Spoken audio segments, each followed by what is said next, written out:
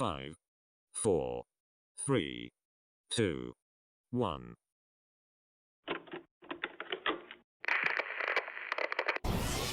They ain't never seen nothing like this before.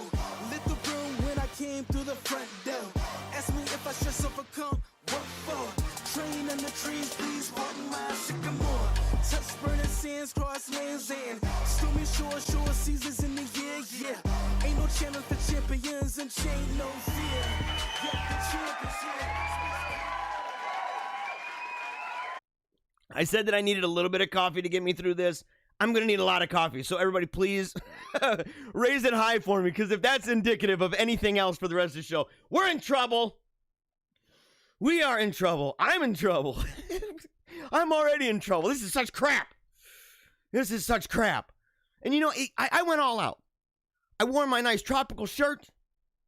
I had my nice, by the way, my Skojies. I don't know if you guys realize this. Haven't worn the Skojies in a minute.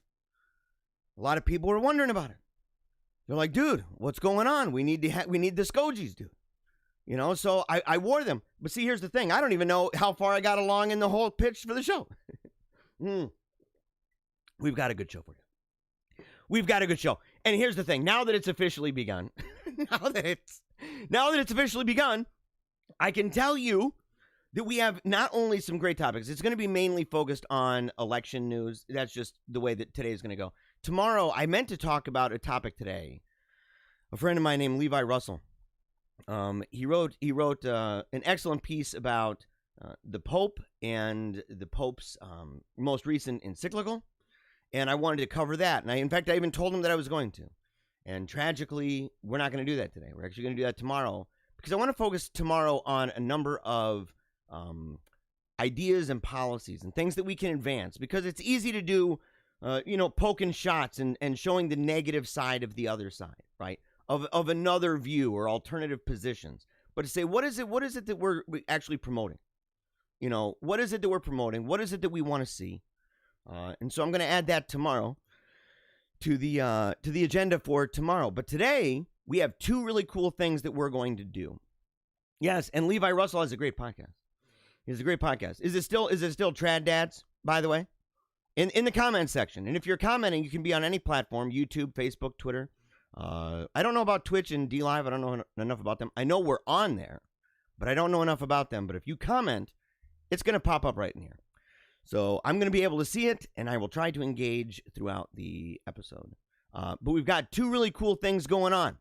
Okay, the first one, and I told everybody this. I said I have it on good authority that PaleoNaughty had access to a video with Dr. Derek. And if you don't know anything about Dr. Derek, he has a really great video. The first time that it was released, a really great video over at PaleoNaughty about Dr. Derek and the health and fitness that goes into preparing for, what it was, a 5K run? I think it was a 5K run. Really, really good. Really good advisements. You got to hear it. But I had it on good authority that they had stumbled upon one that had to do with tips dealing with the Rona. And I thought, this is perfect. This is perfect. And it plays into what we're talking about. The second thing is this. Is that you guys may not have heard this, okay? Maybe you weren't aware. I posted it on social media. You might not have been aware. But I did a unlisted website-only video on Friday night. And it was fun. In fact, it was only fun. We talked about memes. We talked about funny stories. Very little to do with politics. We're actually going to end tonight's show, or this morning's show, with Friday night's meme review. So you're going to get a glimpse into what we did. Similar pattern to this, but it was just fun. Pretty laid back. And only available at the .com. That was it. So only available at the .com. So you had to go to PaleocratDiaries.com in order to see that. But before we get going on, before we get moving, we got to get cranking. I'm already late. I'm late because of technical difficulties. And again, thank you guys. I truly, truly appreciate it that you help to keep me on track. You know, because sometimes I try my best, but this is a new thing, having to work with the technology of the show as well as just simply talking. I'm not accustomed to it. And so sometimes it happens. We figured out that it's like 1 out of every 10 episodes that it ends up being, and when you're doing it every day, that's once every 2 weeks. That's bad. That is bad. That is something that old Papa Bear, I got to just like practice. Like every day, spend an hour, not every day. Yeah, every day an hour. I'm practicing just pushing that button, just making sure, Ailey's proposed this. She's like, every day, man. Every day you have to prep for an hour. Get in a zone. Focus on that. But before we do anything, we are going to go ahead and we're going to play this video for you because it's really great. And in fact, I think that I've got it set up just so that it is directly the entire thing. I don't even know if I've got it set up in a way where I can react in real time. I may be able to, but I'd have to scrunch this one down. So I think I'm just going to let you guys just enjoy the next couple minutes. It's a lot of fun. And here you go. It's Dr. Derek, brought to you by a secret leak expose. They have great hackers over at Paleocrat. And wasn't able to do it. Oh, hold on. Let me see. For the people to show up and to join in on the meeting. What do you mean? Oh, geez. Well, hi, Dr. Derek here. I know it's been a minute since I've put together an informative video for any of you, but I really wanted to address concerns about COVID. There's a lot of rumor going around. There's a lot of speculation going around about what it is, how it works, how it's passed, masks, do they work, do they not work? What is this nonsense, right? Is it the 5G? Is it Donald Trump? Is it China? What's going on? First off, always listen to your doctors. That's why I became one, because I thought people should listen to me. Secondly, it's not Donald Trump's fault. Did he handle it great? No, nobody probably would have. It's kind of an unprecedented thing. Sort of, kind of. Is it a weaponized virus? I don't think so. As a virologist, no, I'm not a virologist. But if I were one, I would probably disagree with it being weaponized. Now, as far as some of the other more wild conspiracies like 5G,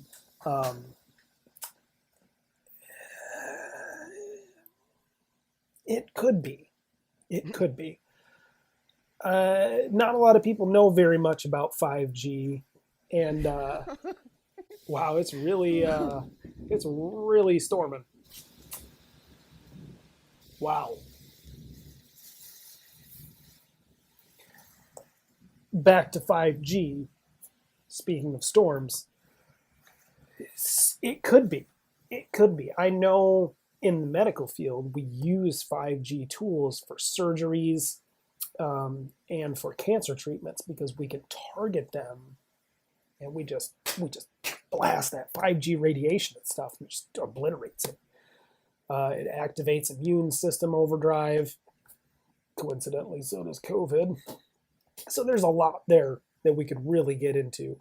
But for now, I'm just going to stick with a solid, sure, it could be. You're not wrong on that.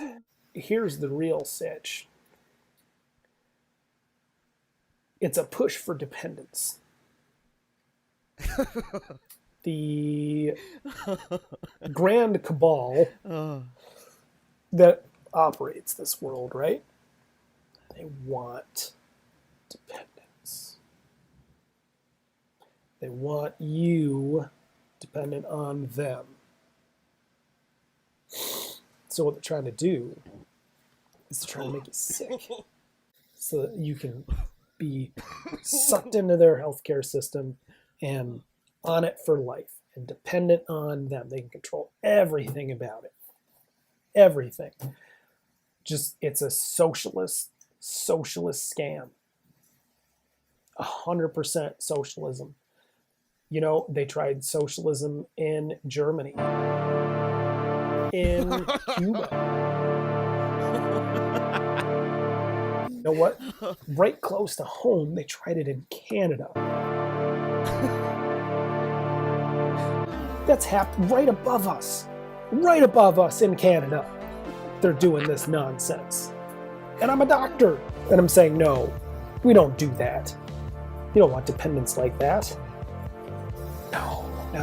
People should be free to make whatever kind of stupid health decisions they want to make, regardless of how it impacts anybody else, anywhere, ever.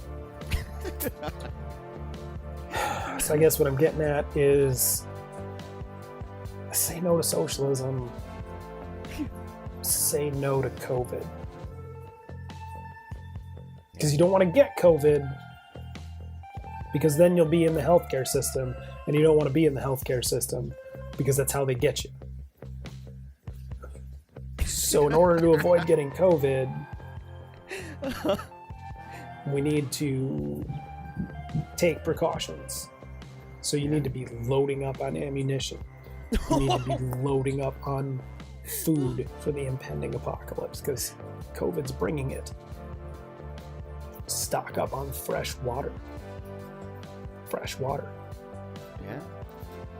Ideally, you want to develop a community around you of like-minded people that are in it to win it and to survive when it comes down to this. Especially, you want to go after those maybe weaker, less advantaged than you, so that way you can take care of them and ensure that they eat well, so that when it comes down to it, you've got a solid food source that'll last you a little while if you run out of regular food. So those are just some of my tips and tricks for avoiding COVID.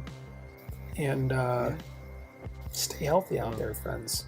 Stay healthy.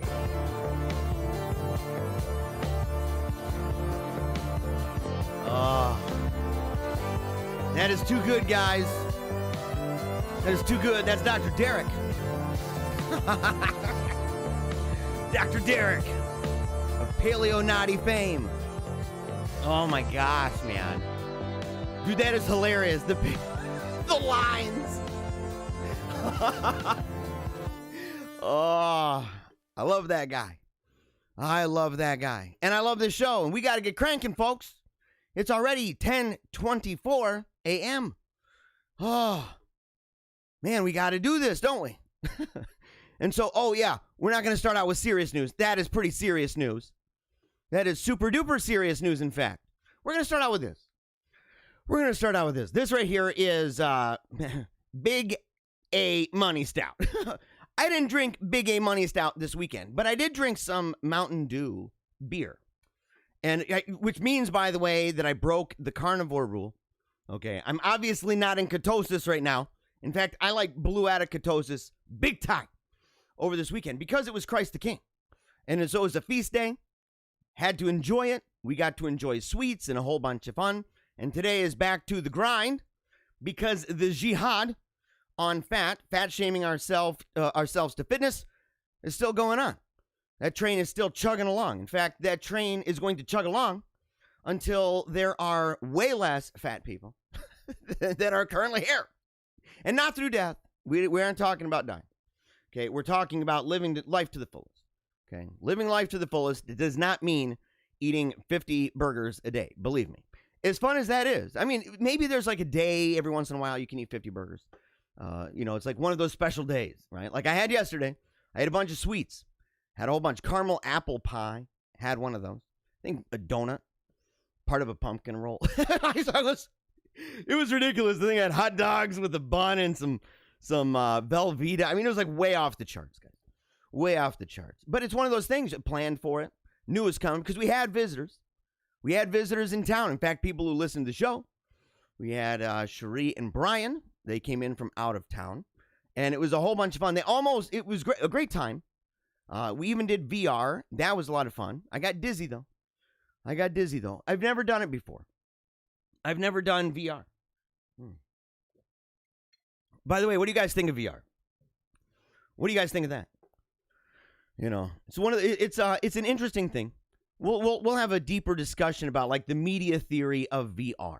right? Mass media, what is it going to do to us, right? Are we entering into Ready Player One? Is that what it's really about? Is that what it's really about?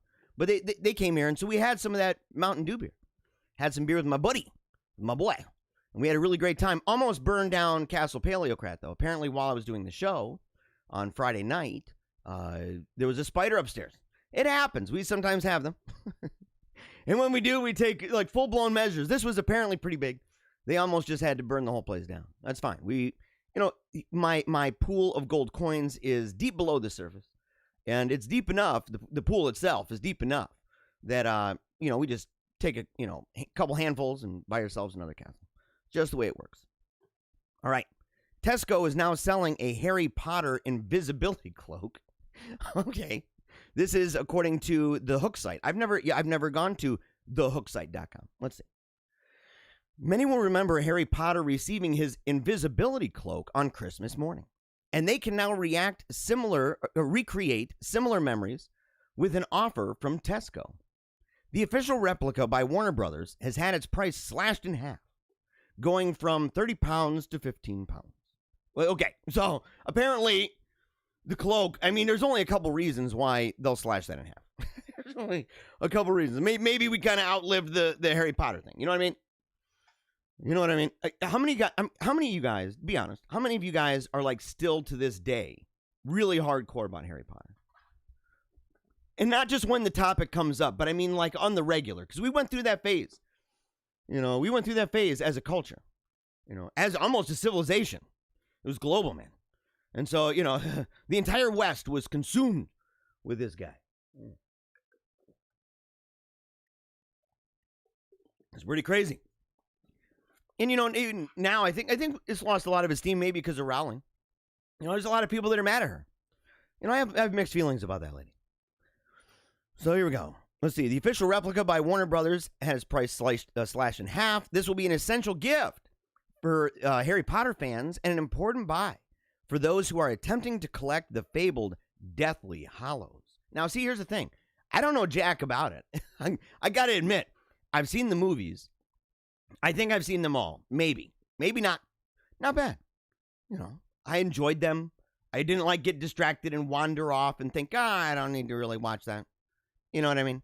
But at the same time, I never read the books. I never cared to. Never cared to read them. I think my wife has read all of them though, and she liked them. I would look over while she's reading them, and she's crying or giggling, and she's having a good time with those. Before fans get too excited, it should be noted that the cloak does not grant the user true invisibility. Oh, and you see, really? I got my hopes up for a second. I was thinking, invisibility for £15. I can do that. But, in fairness, they italicized the word true. So I don't know what it means.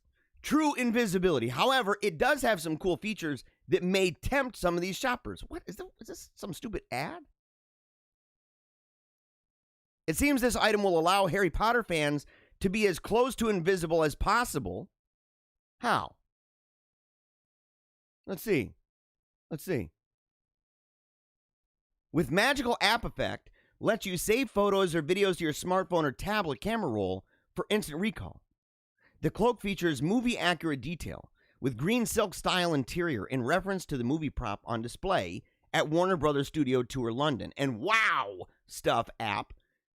Is that the name of the app? Oh, and the Wow. Yeah, that's the name. And the Wow Stuff app is included free and authenticated with your purchase, which allows you to recreate iconic scenes from the films or make new ones. So wait a second. So you have the invisibility cloak with magical app effects. Let you save photos. Okay. Does it turn into that? What the heck, man? There's no way for $15. Does it turn? Will the cloak be that? Could you take a picture of a wall and then stand in front of a wall with your cloak out and be like, "Oh, look, I'm part of the wall."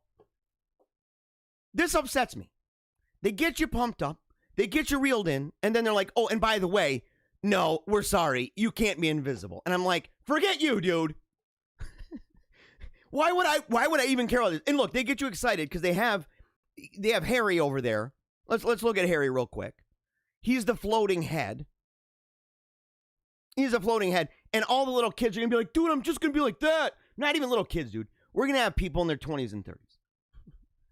There's going to be a lot of people in their 20s and 30s walking around thinking this is exactly what's going to happen. It's going to be like that South Park episode with Cartman. There's going to be a lot of naked people walking around thinking they're invisible. Frightfully bad.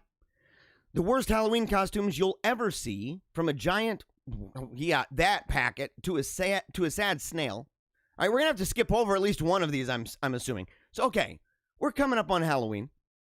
And so there's a lot of people. We celebrate All Saints Day, All Hallows Eve, and we keep it Christocentric, you know. And that's not an after effect, right? This is something it predates this. Okay, so we've been doing this for a very, very, very, very, very long time. I know people that are like, well, we have what do they call those, man? Harvest festivals? And I understand the idea of that, but I'm kind of like, you do know that there was a festival and a feast that kind of went with that like long before. And it has to do with like people who lived valiant lives, many of them who died for the faith. And instead you've got cornucopias and stuff. That's not very good. So, okay, yeah, we're going to see some of these. Okay, well, this is snail. That is a very sad snail. Let's see if we can get this a little... I don't want to have, like, huge pictures here. Let's see. Oh, yeah, we're going to skip over... That's a little kid in one of those? That's really bad. What do you guys think of this? Like, I want to see, like, make sure, you know, give it 1 through 10. What do you think? Right? 1 being... We'll even make it a little bit weird. 1 means this is number 1. I kind of hate it when 10 is, like, the best. 1 is the best. 1 is number 1, dude. And so if you love it, it's number 1. If it's like, maybe I'd wear that. It's a 5. This is a 10. This is not good. Oh my gosh, man. Look at these faces. Like, what is wrong with this? You know, dude, Bert.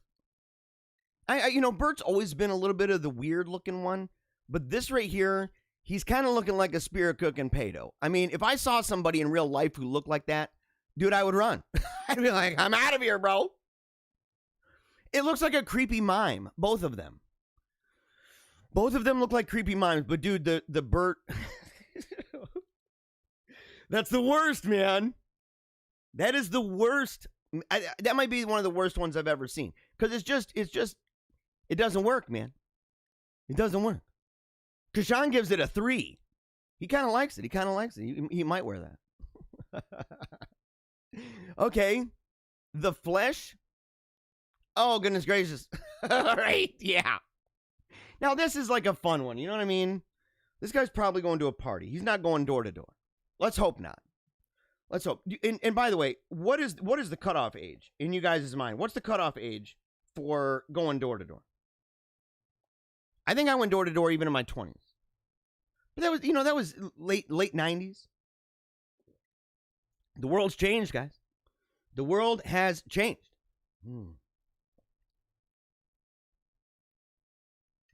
Oh, man. And the world's changed a lot, man. And this might actually be, with all the things going on in the world, fat acceptance and all that stuff, and body positivity, this might actually be a behind-the-scenes shot of the new Flash movie. He's been working really hard on his abs. It took him days to draw.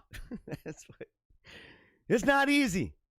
It's not easy being in that kind of shape. He's not really out of shape. He's just in a really weird shape.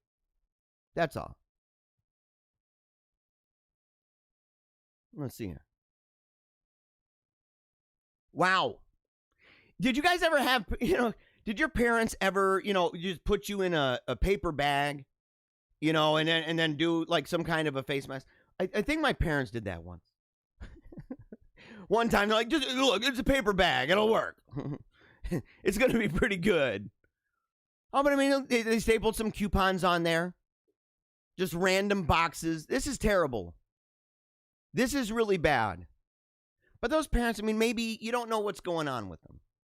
They look like they're really wealthy, though. They've got that nice potted plant. They've got the plastic over top of the, You know, the lamp right there, the shade. It's got, you can see the reflection on it. Only rich people have that plastic on it. But, you know, and they're obviously American. You know, they don't have any kind of like, or they're at least, you know, white people. They got a flowery, you know, they've got the, they're not Asian. Let's put it that way. You know, they don't have any of that plastic stuff over top of the couch. That's a thing, by the way. This plan has been foiled. Dude, I have a video, man. We did this video for Paleo Cheese. It was Paleo Cheese 1.0. And I got to share these sometime, man. Maybe I'll do it today on the .com, at PaleocratDiaries.com. We did these videos where we would review movies like Kiss Meets the Phantom of the Park, Italian Spider-Man. But we did one on Laser Blast. And Laser Blast, it's one of the worst movies that's ever been made. And I'm being really serious about that. It's consistently rated among the absolute worst movies. And we dressed up. And because every single episode, we would dress up to try to get into the feel of the movie so that we could really review it from kind of like the inside the best we could. And we dressed up in tinfoil. Looks a lot like it.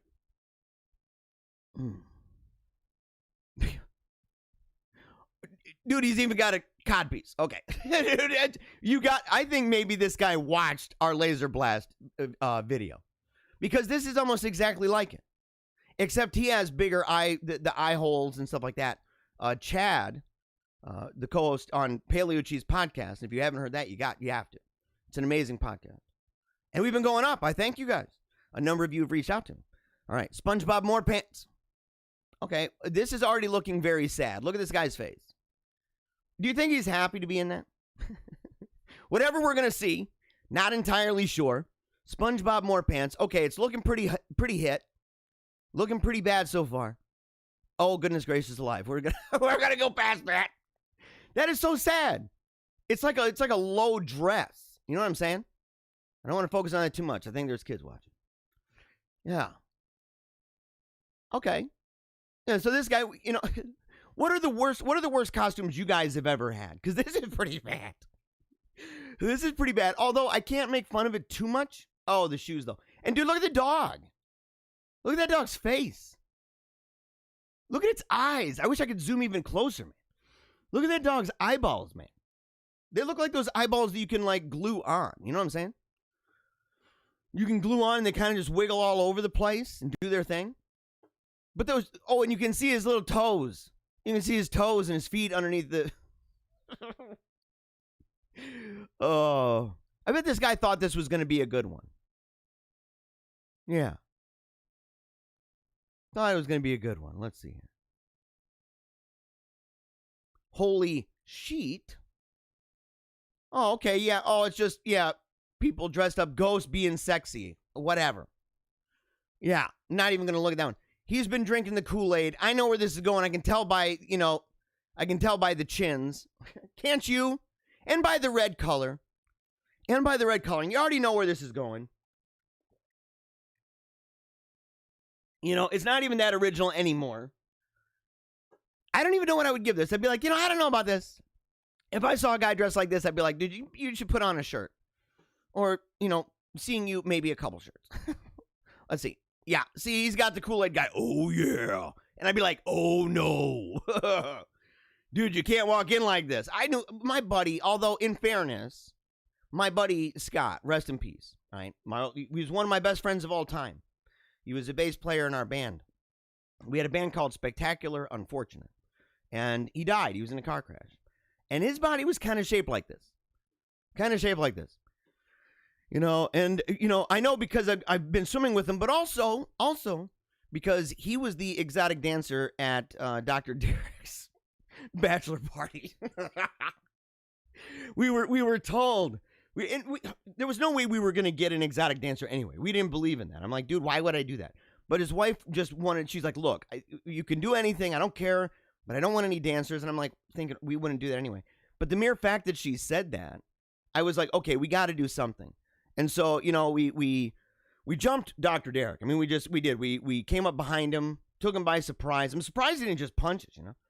Threw him in the back of the Paleo mobile, drove around town for a while, In fact, we just kind of went around in circles because we really only went not far up the road from where we grabbed him, and ended up at my house. And so we drove around for like 20 minutes. So he didn't know where we were going, and then we bring him inside, and it's my house. And he's like, "Oh my gosh!" And I told him, I said, "Look, I know that your fiance has said that we can't have a dancer. I understand that, but you only get one bachelor party. You're only gonna get one from me." And I said, "So we're gonna make it the best." And I think I put Jenny from the Block or something like that. Just something J-Lo on, and out comes Scott Farley. Oh, man. And nothing but a loincloth. Yeah, in the comment section, they gave that a 10. Okay, this is not terrifying. This is the dude from Metalocalypse. I get this. I get this. In fact, I was listening to somebody recently. I was listening to a song, man. And I thought, that kind of sounds like that guy. I mean, that is a compliment, actually. What is his name? Roxo? Roxo the Clown? Yeah, we're going to skip over that guy. What's this?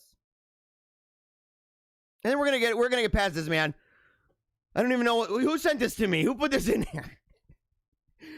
Why are we looking at people's terrible costumes? Oh my gosh, man. Oh, yeah, we're just going to skip over this. I don't even know what this is. Is this supposed to be like Lord of the Rings?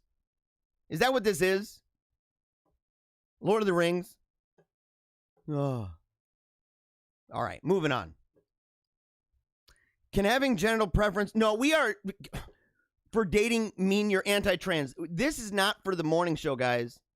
This isn't for the morning. This would be like for a special event that's like one of the Untitled that we do, or the... What is it called? Unlisted. Paleocrat Unlisted. That would be one of those. Yeah, that guy right there is one of the most annoying people to listen to ever. I won't even play it because, it's one of those things. I mean, maybe to wake you up. You know what I mean? Maybe to wake you up. But I don't want to throw this at you. You know what I'm saying? But this person is just a very bizarre man. Very bizarre. A lot going on inside. A lot happening. Yeah. And he wants to force himself. Like he wants to guilt ladies is what he wants ultimately. He's like, look, he wants to guilt ladies and guilt men. He wants to guilt everybody into being down. And if you're not down with the clown, then, you are a bigot. You're just a raging homophobe. That's all it is. It's pretty bad. Yeah. In the comments, my thing on the trans people is thou shalt not judge. I agree with you, but it's people take that verse, by the way. And I don't want to get too serious right now, but people take that verse in isolation from everything, and they don't realize like it goes on. Like there's more to that verse and that idea than what you think. Because if we say thou shalt not judge, that's impossible. We make judgments all the time, moral judgments. Now I'm not just saying like judge between like one costume and another. Although, I mean, look, if people want to play loose, fast and loose with verses, and they don't want to take context into account, why can't I do that? Because as soon as I would say, well, we're judging costumes, judging costumes, and people say, yeah, but that's not the same thing. And you go, yeah, or they say, well, you need to understand the context. And I would say, yes, so let's talk about that now. So now we've gotten past that. You say, according to the measure, right, by which you're judging somebody, you shall be judged. And you go, yes, and I shall be judged by a measure. I, in fact, have to judge myself by a measure. And so if I'm using that measure for myself, I think it's as much about the measure as it is about the judgment, because without a measure, you have no judgment. And so people, otherwise it gets into the world of like, oh, your buddy over there is, wanting to do the thing with 8-year-olds, or, the spirit cooker over there. And you're like, dude, don't judge. They're just spirit cooking. They're just into the kids and stuff. It's okay. Well, it might not be okay. I don't agree, but I don't judge them. No, we do. We make judgments all the time. And unless somebody gets me wrong, there are varying degrees. That's why it's a measure. It's a standard. And a standard is not a one size fits all. Right? It's a standard that has various degrees by which, and that's why even in the Old Testament, which at the time, there was no New Testament for Jesus. At the time, even the Old Testament, if people want to say, well, there were laws pertaining to people being put to death or whatever, and you go, yes, but there was different kinds. There were different laws. There were different sin crimes resulted in different punishments. Some of them were just simply moral or spiritual, direct. Some of them were civil. Some of them were simply restitution. Some of them were, you're going to die. So there's always been, and Jesus, it would make Jesus a raging hypocrite if he said, don't judge, and then he goes around and does many different judgments. Many different judgments. But that's a good point. Yeah. And I'm not meaning to go after anybody in the comments, by the way. All right? It's just, if something comes up, and it's a good, because that's actually a good conversation, and it's actually really relevant, because there are people, that's a very popular phrase, and it's often used by people who aren't just, sinning, but they don't believe that it is. And they don't want anyone else to believe that it is. And so in order to make them feel better, they don't even believe in Jesus. They don't believe in the Bible. They probably think that it's a bigoted book. They probably think it's a terrible thing. And a lot of the people who do that, they say, well, you're not supposed to judge. And they take that, and I think that's where we should feel that it's important to explain what we mean by that. And not to be pharisaical in our judgments. And we could go on for a very long time. But, I'm not trying to be judgmental in that sense. But I will also say, and people can say, yeah, but you misgendered somebody. And I say, no, I didn't. Because I don't play Mr. Potato Head. And that is something I know a lot of people would say, well, dude, why don't you use the personal pronouns? Because I don't play Mr. Potato Head. I don't do that. In fact, that right there, that I think that there's a myriad reasons not to do that. From a linguistic perspective, a sociological perspective, a biological perspective, and a spiritual perspective. And so I don't think it's doing any service at all to tell that man that he's actually a woman. Because everything else that man talks about comes from the fact that he is pushing the idea and trying more and more and more all the time to just simply convince himself and others that he's a woman. All right. And we're gonna I don't know, dad jokes. Oh, I'm divided, man. I'm divided because I was gonna do dad jokes, but you know what? I'm not gonna do that. I'm not gonna, because that's kind of like another list, man. We already did one of those, man. We already did one of those. What's going on with this? We'll do two more stories. Okay, let's see. Mysterious vandal covers kids' playground equipment in baked beans. Okay, and look at that. Who would do this, by the way? What kind of person would do that? That's so terrible. It is, dude. It's so rude, dude. Imagine being the guy, you're like, I'm going to put baked beans all over the place. Those are weird looking baked beans, too, by the way. They don't even look like baked beans. They're all white. A bizarre and mysterious incident has taken place at a play park in Swanwick, Hampshire. Someone has covered all of the playground equipment with baked beans. All of the playground equipment. To be fair, it might not be illegal, but it is pretty mean. Maybe a little bit. It's I don't know if it's mean. It's just kind of like, I guess, on a scale of 1 to 10, I don't know how mean it would be. But you are being a jerk. After all, this means that none of the children who might wish to use the park can get on any of the play equipment without getting covered in tomato sauce. Is that what they use? I don't eat a lot of baked beans. So tell me in the comment section, are baked beans, is it tomato sauce? Is that what the heck's going on here? And dude, who had this many baked beans? I mean, it had to be a pretty big can. And did the person like plot it out? Imagine how far back did they go? Were they like, thinking and thinking, I really want to ruin the day of a bunch of little children at the park. What am I going to do? And they debated it and they're like, well, I don't know, I don't know. We could spray paint really mean things all over. No, that's maybe a little too permanent. Right? And cliche. And they're like, well, I got an idea, man. We could put baked beans all over the place. Was it a guy by himself? Was it a guy? You know, I'm assuming it was a guy. I mean, maybe it was one messed up chick. And did they go to the store? Were they like, oh man, yeah, that's a good idea. I should go to the store. Can you imagine that chick at the store? Her heart racing, sweat coming down the brow as she's looking for the baked beans. All knowing that she's going to put them in her bag, carry it, man, looking around side to side, buying a newspaper, maybe one of those glasses with the fake nose and the mustache. The alarm was raised by concerned parents in a local Facebook group. Were they really concerned? They took a number of photos showing the damage that had been done. I don't know if that qualifies as damage. Where is this? Lad Bible? Is that how you pronounce that, or just LED Bible? What do you call that? Ladbible.com? Right here.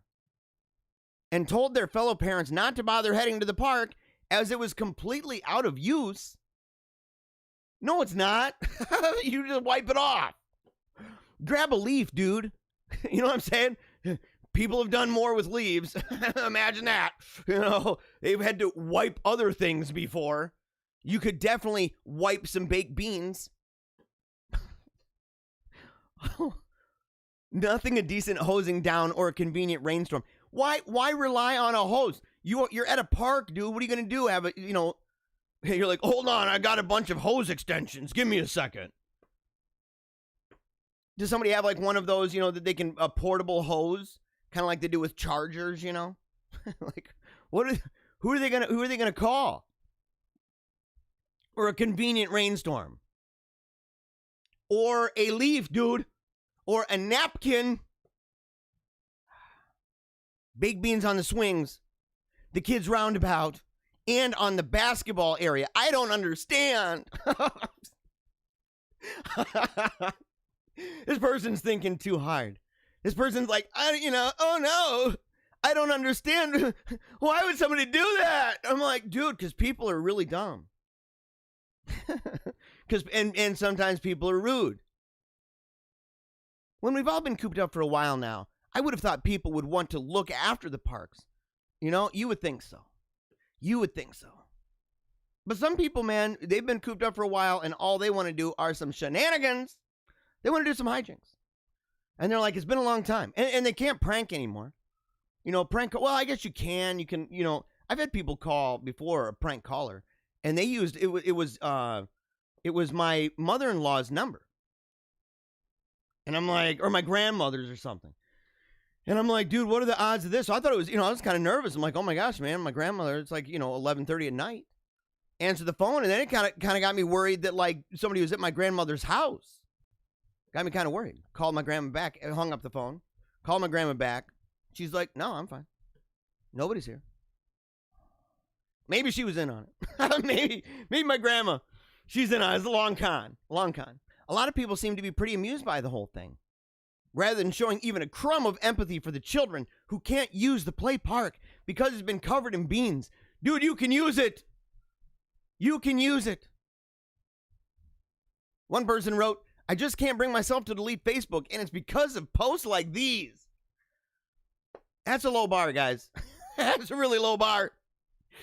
Oh my gosh. We need to give that person another reason to actually be on Facebook, because you can watch the show on Facebook. That's a better reason, by the way. Because we not only talk about this, but we talk about other things. We didn't mention a single thing, I don't think, today about the animal uprising. Yeah. Brian in the comment section says, yeah, because everyone takes hoses to the park with them. Yeah, exactly. Ridiculous. A second observer commented, I laughed through my nose, and my nose alone. What is... Okay. What? Oh my gosh, dude. Oh my gosh. All right, let's see here. Let's see.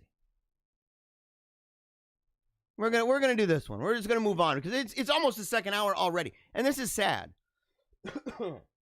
This is sad. We had a technical delay at the beginning.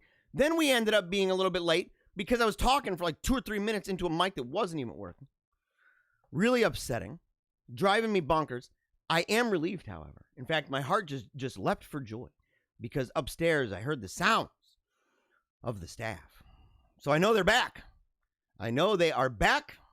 So Ailey's back. Wolfgang's back. Little Lou is back. The whole team. So now we're going to be on the ball. We are going to be on the ball. All right.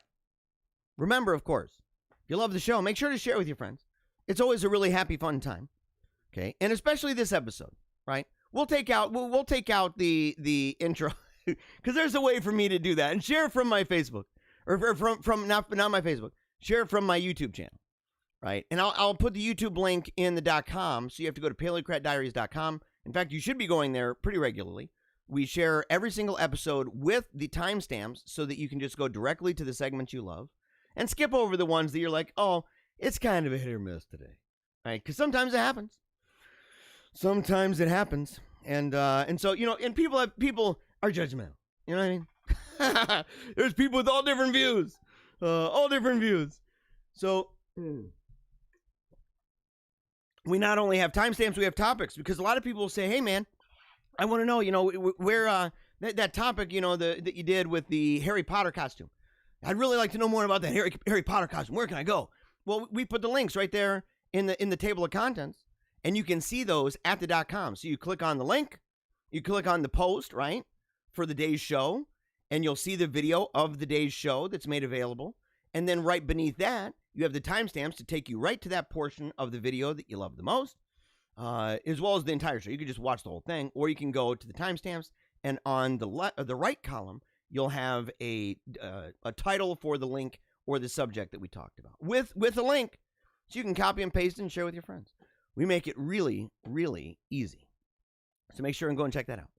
Laugh out loud. Ignorant blue check marks on Twitter get confused after President Trump's remarks that coyotes are smuggling children across the border. Now, this is actually from last week after the debate. Okay, so this is not necessarily new. It's published 2 days ago. Okay, well, now it'd be 3. It's on October 23rd. So it'd be published, what, on Monday, or on Friday. Makes sense, right? I didn't catch it. Didn't catch it on Friday. But here's the thing. I want everybody to just think about this for a second. I don't know if we can actually zoom in on a lot of these. We'll be able to zoom in on some. But I think that there's a screenshot with a lot of different blue checkmark people, right? These are people who verified. These are verified, not just verified as people, but verified in the sense that Twitter uses verified. And so these are public persons. I don't know why maybe I don't have enough followers to be verified, but I ought to be. I've been at this for a minute. I don't think they want to verify me. They're like, no, keep that guy not verified. We need to keep him down. But, I want you to think about it, though, because these are people, these are influencers. Okay, these are individuals in the two-step flow that we talked about. These are people who share information to the masses that consume the information. And so these are your, content creators of some kind. And it doesn't mean content strictly like what we're doing here, but it could be, writing books. It could be, making things, right? Businesses, whatever. But it's producers of something, right? That is esteemed to a certain threshold that they view as being worthy of being validated. So these people, they're not randos online. And they get special treatment when it comes to being shared. They're already receiving the benefit, right, of being shared widely because they have a big audience. But the fact that they're verified makes it even more. Right here, let's see. Yeah, so Donald Trump, during the debate, talked about coyotes smuggling children across the U.S. border. Here's the thing. We've mentioned this on the show. I've said coyotes before, and maybe some of you have been confused. I highly doubt it. We've got really brilliant listeners to the show. They're up to date, and especially on issues like immigration. They know it. But here's the thing, is that these verified check marks, they didn't do too hot. Some of the lowlights from these clueless Democrats can be seen here. Okay? Oh, yeah, let's go ahead and see if we can and pop this bugger up. We're going to go ahead. Let's go ahead and open this up, a new tab. We're going to go ahead and zoom in on this. Let's see here. Let's see. Wow. Okay. Yeah, so these you can see. Look at the blue check mark on all these people. Yeah, Lexa, at least, well, look, in fairness to Lexa, please explain children are brought here by coyotes to me. I'm certain that's not literal. In fairness, she was on to something. The children are brought here by coyotes? Jeremy Ross, looking really professional. Coyotes? Lindsay Gow. Coyotes? Look at Nicole. What do Nicole Schumann? What does children are brought here by coyotes mean? At least she's asking. You know, if she just put the question mark, I might be more generous, but she put the exclamation point. Yeah. Genesia is voting, not the coyotes being blamed now. This is what's so terrible, is Genesia is voting. Maybe there should be a law that says if you don't even know what that is, and you don't have the humility to, like, ask somebody, maybe you shouldn't be voting on something if you're at all concerned about border policy. Because that word is common to any discussion regarding the border. They're smugglers, dude. That's the name.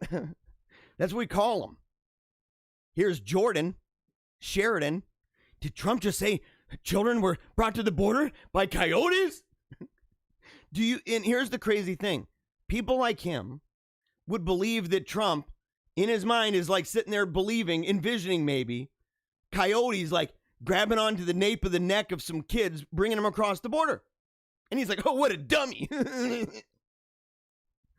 Yeah, dude, what a dummy, Jordan. What a freaking dummy, dude. Here's Angelique Kumar. Oh, my word. What children are being brought here by coyotes, you loon?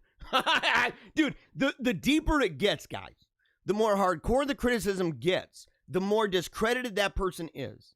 It's one thing to go, again, what does that mean? Why would he say coyotes? But to go, you loon, and it's all in capitals. Dude, Angeli, you are a loon. You are a weirdo. You're a complete cuckoo. Robin Benway, I don't think the comment of these children will be brought here by coyotes, so, is the strongest argument here. I don't think any of your tweets are a strong argument at all. Maybe you should consider deleting your account. Because you're an idiot. You're a bozo. Maybe kind of hot, but pretty dumb. That's the way it works. Sandra in the comment section, someone out there probably believes Trump trained the coyotes. Exactly. They're like, oh yeah. They're like, oh, coyotes are doing this? Crap. I bet Trump's training them. Oh my gosh. Apparently the list could go on and on and on. It just goes and goes. And that's not even the only one. I mean, look at this. You could just go on and on and on. Okay, this one. I saw it, and we just got to see it. Let's see here. Hold on. Oh.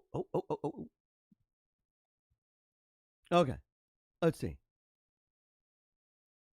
So we got some real dummies. I'll only stick with the bigger ones, okay?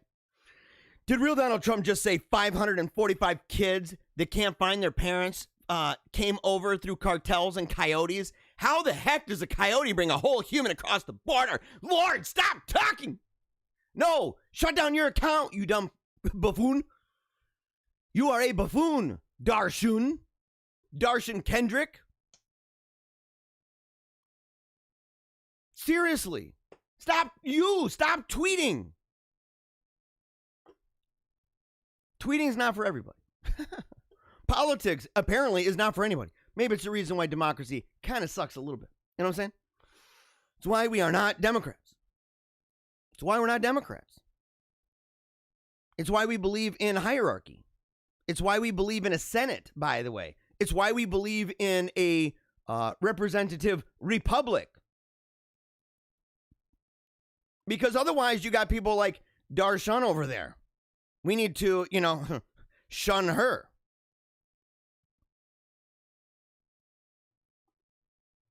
Yeah. I'm still stuck on this coyote comment, y'all. This is Denise Lawton. Okay. To my Hispanic people, by a raise of hands, how many were carried over here by a coyote or a drug warlord? Middle finger. F racist idiot. What in the heck?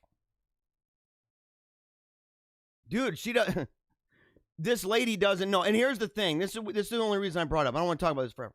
This is the reason I brought it up, is because so much of the conversations that people have when you're discussing with them, you know, let's say they bring up a very serious discussion, and let's say it has to do with immigration, and you bring up serious points, or it has to do with gender, right? Like we mentioned earlier, or it has to do with judgment, and you respond with competence.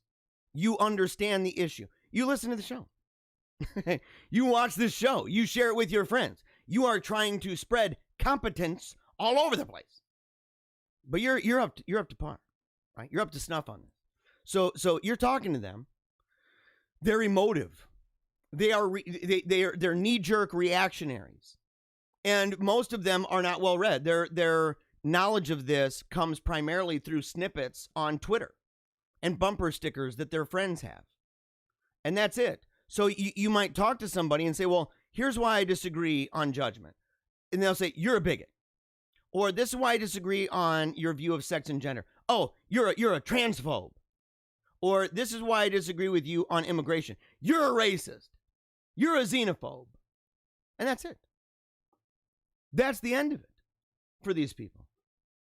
And you got to understand, they're like Denise here. You know, there are people that maybe you should consider, you know, reading a book instead of watching another show on MTV. They really should. And they should realize that if they want to actually educate themselves, if they want to talk, let's put it this way. If they want to talk in a way that's like authoritative, especially when you've got a blue check mark. I mean, you're somebody automatically that they're going to expect something out of you, even if you're, you know, Cardi B and stuff.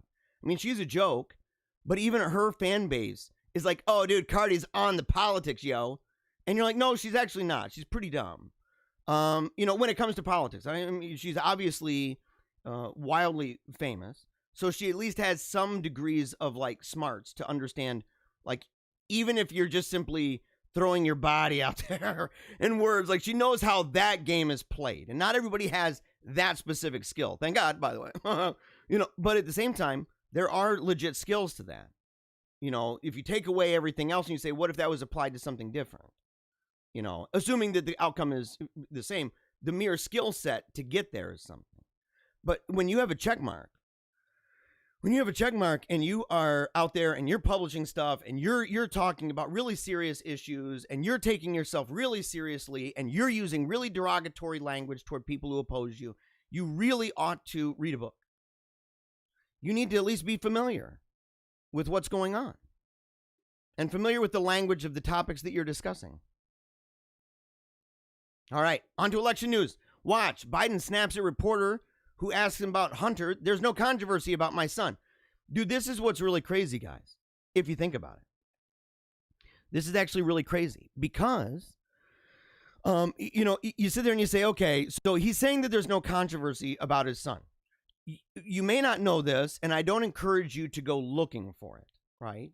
But the fact is, there are now videos out there of his son smoking crack while making a sex video, okay? That is real. The laptop is real. The emails are real. If you want to say there's no controversy at all about that, I mean, imagine for a second what would happen if that kind of thing happened with Trump's children. If there were the financial connections for Trump's children that Hunter has, and a whistleblower coming out saying, "Look, this is what the kids did," it'd be trending everywhere. If Trump said, "This is fake," NPR would be all over it. NPR won't touch this, by the way.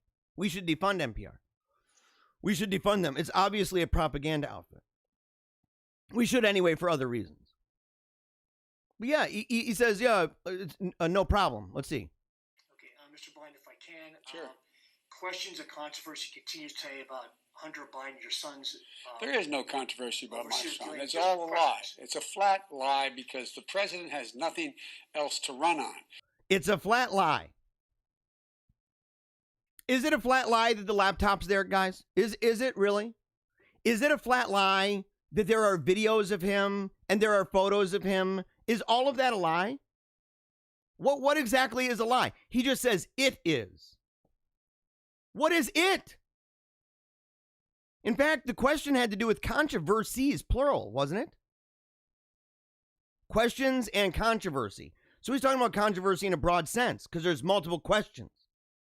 And controversy continue today. No, it's not true. If you notice, Is this going to be banned, by the way? Will Twitter ban this as just glaringly fake disinformation? Because, dude, that is disinfo. If people only watch Biden-Harris news, if that's all they're doing and they're siloed out in that world, and that's the only thing that they're actually hearing, they might actually be like, there's no controversy. And you're like, dude, there's videos online of this. And they ain't deep fakes. These are real. These are real. this is while American people are talking about what's happening to their families, he has no plan. And the debate is. Do you see how the deflection is? He deflects it to the American people and their wants. This is a big fat commercial for him. Because, you know, in a commercial, you got to show the want of the person. You have to know the needs and the desires of the audience you're trying to sell to. So, you know, toothpaste commercial or deodorant commercial, you got a guy walking up and he's at a dance club and he walks up to a bunch of chicks and little green fumes come out of his mouth and all the girls are like, you know, or his armpits and stuff, and he's dancing and the girls are like, dang, son, you know, you smell like yesterday's trash. And so then next thing you know, the guy's sad. And then he's in there brushing his teeth and he's looking good and he smiles and it blings like that. And next thing you know, he's back at the club and he's dancing like these ladies and he's looking at the camera like, uh-huh. So he knows what that is. This is what this is, guys. That's what so much of politics is. He's whoring himself out. There's no plan. Everything from the Wall Street Journal, every other major news outlet has said what he's saying is simply not true about my son. But it's No, they're not. No, they're not. You know, here's the thing. There may have been news outlets that he's like, and every other one. That's what you know. It's like, and this one and this one and every other one. Yeah, no. You need to be able to spot that. Because if I can show you a number of them, now he would say, well, I don't like that one. Well, tough luck, dude. You don't shoot down a messenger. That's what they did in 2016. These people don't learn. They did it with WikiLeaks. And they said, don't look. Don't look at WikiLeaks, guys. This is really, really bad. And WikiLeaks is a bad actor. Maybe it was even brought to you by Russia. And you go, but is the information true? Because those emails, man, are pretty wicked. There's some pretty messed up junk in there. Including, by the way, and people forget this, the Pied Piper strategy. The Pied Piper strategy that was paid for, the results of money that was paid for by Hillary and her campaign to try to figure out, you know, who should they run against? Which of the candidates would she do best against? And to amplify those people, because there was a whole bunch of Republicans. And their answer was that the one of three, but the main one that they felt that they could beat was Donald Trump. And so the idea was to boost him so that he would overpower and make him like he's the guy. They get what technically, they got what they paid for. She got what she paid for with this. But they amplified that. People forget that. That was in there. And you go, wow, dude, so you can find that. You can find the kind of way that even Chelsea was starting to wonder about all the shady money that was going around and how this was playing out with for-profits, non-profits, the mix-up with all that stuff. It was bad. So the Democrats were like, don't look at it. The media, Chris Cuomo, don't look at it. Trust us. It's meant for us. We are the ones entrusted with seeing all of that and deciphering it and decoding it for you, as if it's some kind of magisterium. We're messenger boys, by the way. It's classic Trump. And because he doesn't want to talk about how manufacturing has gone into recession, how blah, blah, blah, blah. Doesn't he just garble stuff all the time? Delaware GOP Senate candidate says Senator Chris Coons' daughter is featured on Hunter's laptop. Oh, goodness gracious alive. That girl. Dude, okay, this is what I'm saying. If that actually pans out, you are, not good, man. Delaware Republican Senate candidate Lauren Witzke, by the way, she's awesome, has alleged that a source close to the investigation into Hunter Biden's laptop has informed her that there are images of Senator Chris Coons' daughter, in addition to 7 other underage girls. Now, this one's risky business because you have a person who didn't see it, who cites a source close to the investigation. Now, that can range from really close to, hey, I talked to some guys. But then you have the number 7. And you say 7 other underage girls. That would bring it to a total of 8. And we've already had word from people who had the laptop that there are underage girls, plural. But no indication that it was this one. If it's that one, she's on this video, yeah, because you got Senator Chris Coons right there to the left. This is a really awkward video, by the way. Biden's coming in close, creeping up on her ear, right, whispering sweet nothings, and she's not having it. You can tell by her body language. Just look at her. She is not having this interaction at all. She's pulling herself away, not interested at all. Is this the one where he's doing the little kissy kisses? And she's getting away, doesn't want nothing to do with that. Something is up with that. Twitter suspends the Gateway Pundit and bans new report with photo of Hunter Biden smoking crack with link to foot sex video. Twitter and Facebook suspend anyone who reposts the Gateway Pundit reporting. Is this a repost, by the way? Because this is going on Periscope. I'm talking about it. Maybe that's the sneaky way around it, guys. We should talk about it. Yeah, warning. Graphic content. I'm not even going to show it. Let's see. The Gateway Pundit did not post any photos or videos of nudity or of anyone but Hunter Biden from the video. We tweeted this major story out to our audience, and they got banned. Twitter blocked the tweet, and now, yeah, this is, I love that. This is nothing but electioneering by Twitter. It is. It is. But that's where we are, man. I mean, this is like old news in a way. And if people want to play the game of complaining about what Twitter does to them, that's fine. I don't spend much time on Twitter. In fact, I'm going to put most of my focus probably on Parler. I don't use a lot of social media in general. I really loathe Facebook.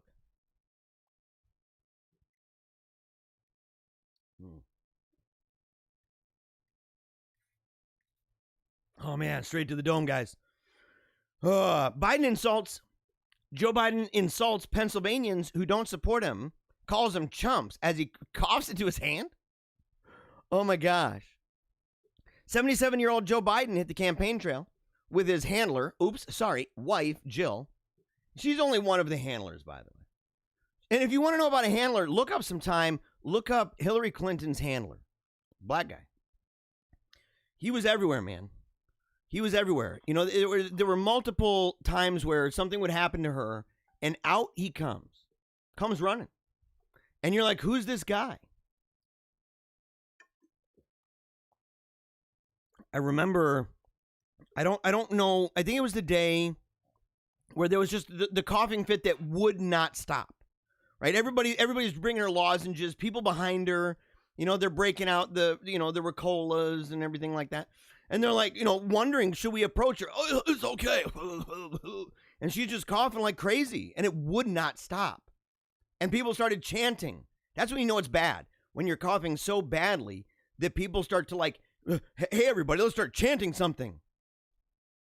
Dude, that's not good. That's like a technical difficulty in a band's production. You know what I mean? like the guitar goes out, but the only difference is, at least with a band, somebody could get on the mic and talk. That is the person on the mic. It's a one-man band with her. But after that, she went up on a plane, and she was talking about it because they had to cut something short, man, because she just couldn't stop coughing, and her voice was so jacked up. Or it might have been the day where she was like coughing, and then looked like she took a drink, but she used the drink to spit out these loogies, and they looked like egg yolks. It was nasty, dude. But that's what it was. But they get up on the plane, and all I could think is, where's the handler? And they're all talking to her, what's going on? Are you sick? Oh, no, I'm perfectly fine. Everything's fine. And then as she's walking out, and I couldn't see him, I was kind of surprised. Then as she's walking away from the press, all of a sudden, homeboy comes out from behind this divider with curtains and stuff. His head peeks around, and when she walks out, he swoops in right there. I was like, dude, he's been hiding around the corner. So Joe Biden ends up coming against people who, oh, let's see, I gotta do this.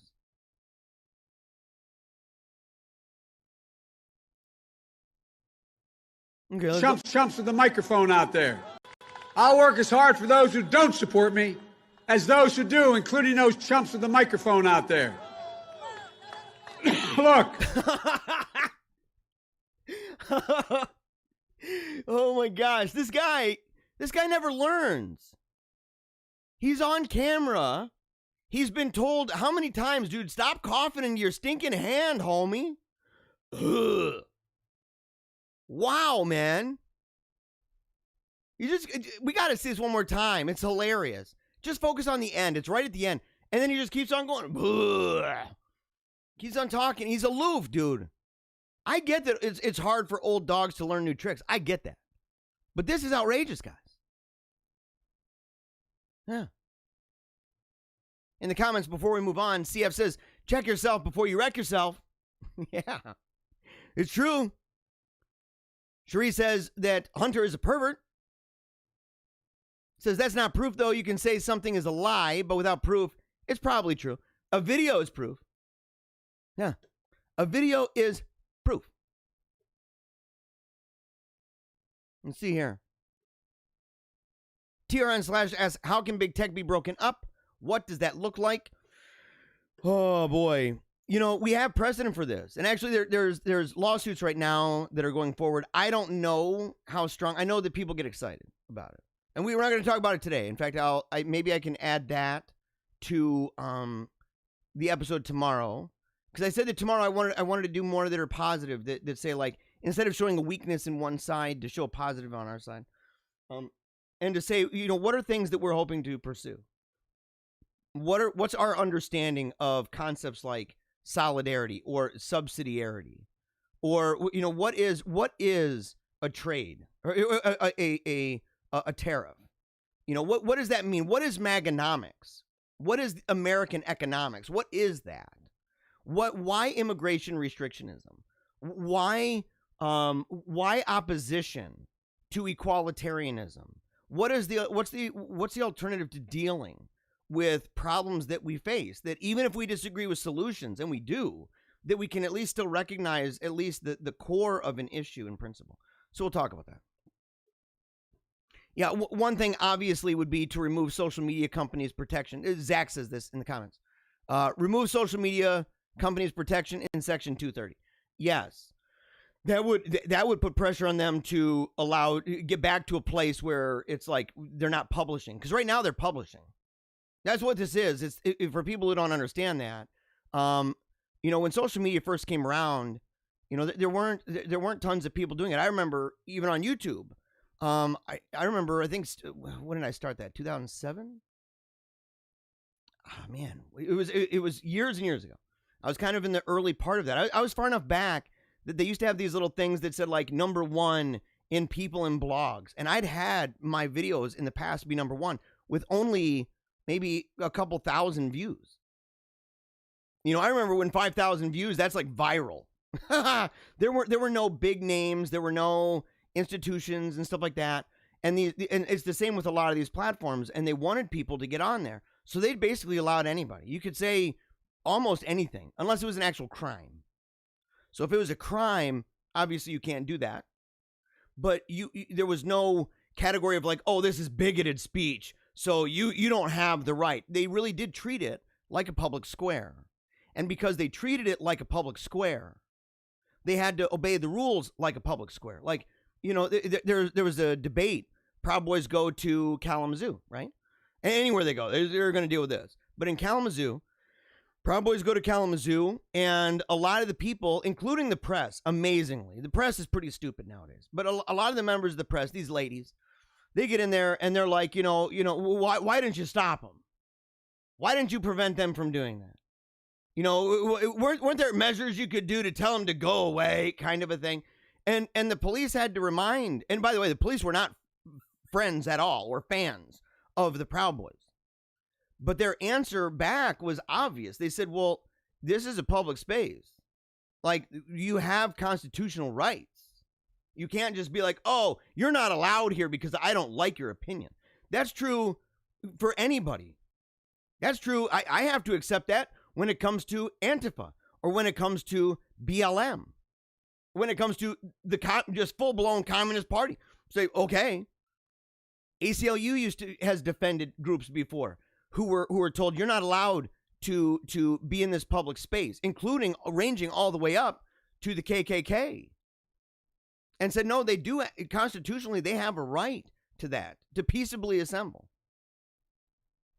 and they have a right to that speech. So because it reflected the public square, they had to abide by the same rules, or they promised that they did. But then, I mean, there's a long history of this. And in fact, Black Lives Matter actually plays a role in the history of this, because Black Lives Matter was artificially infused. Wasn't it Facebook? Let me know in the comments. I think it was Facebook. On Facebook, they had their trending news and stuff, and they infused it. They infused it into the search. It didn't warrant it. That's why you could have searches, and I started to see it, like especially when WikiLeaks was around. You might have WikiLeaks with like 5 million shares or something like that. I mean, it would be gigantic, and yet you'd have to scroll like 3 scrolls down back then to get to the point where you even see that it's trending. All the other stuff is trending. You might have like a couple thousand, and it's like, oh, this is trending. You're like, no, it's not. And it would never even reach that threshold. But they started to manually do things like that. It's just manipulation. You're saying, look, I prioritize this over that. Well, that's now, you're in the realm now of it not being a public square.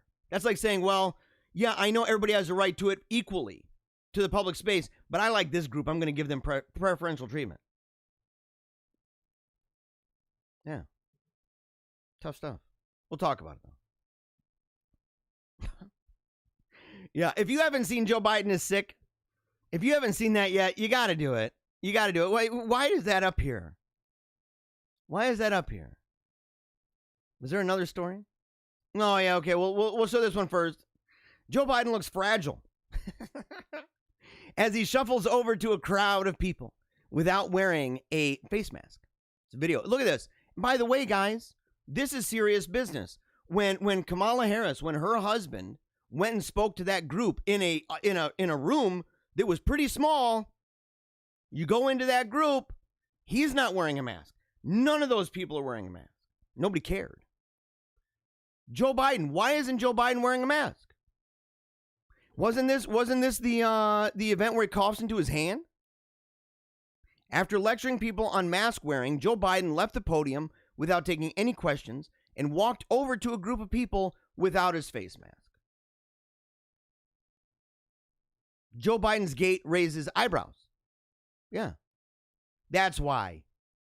That's why. So, okay, so he's over there walking and talking. Is there a video of this? No. Sending me to Twitter again. I don't mind. And if you want to follow me on Twitter, I'm at Paleocrat. Really easy to do.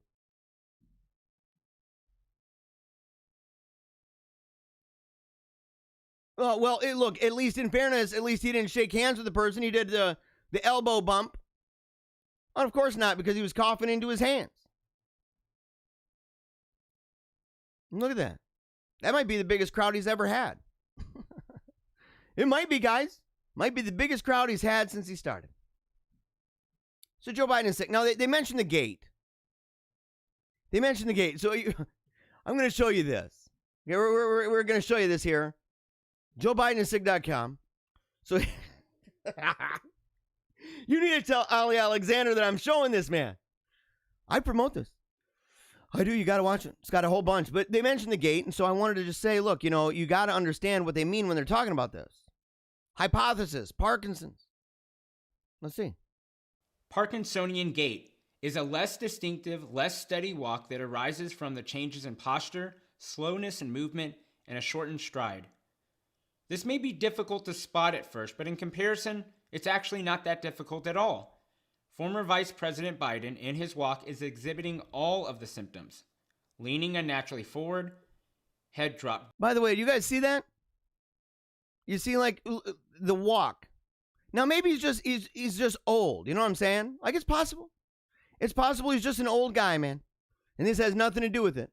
But this is definitely very awkward. You can see he's, like, walking almost on his tiptoes. He's, like, walking on his toes here. Let's see. Leaning unnaturally forward, head dropped down, shoulders down, with bent knees and hips. Compare him with the gentleman walking next to him. Heels down, toes up, walking in regular strides. Yeah, There he's is a walking like purpose. flat-footed. This is a normal walk. Biden is having an episode.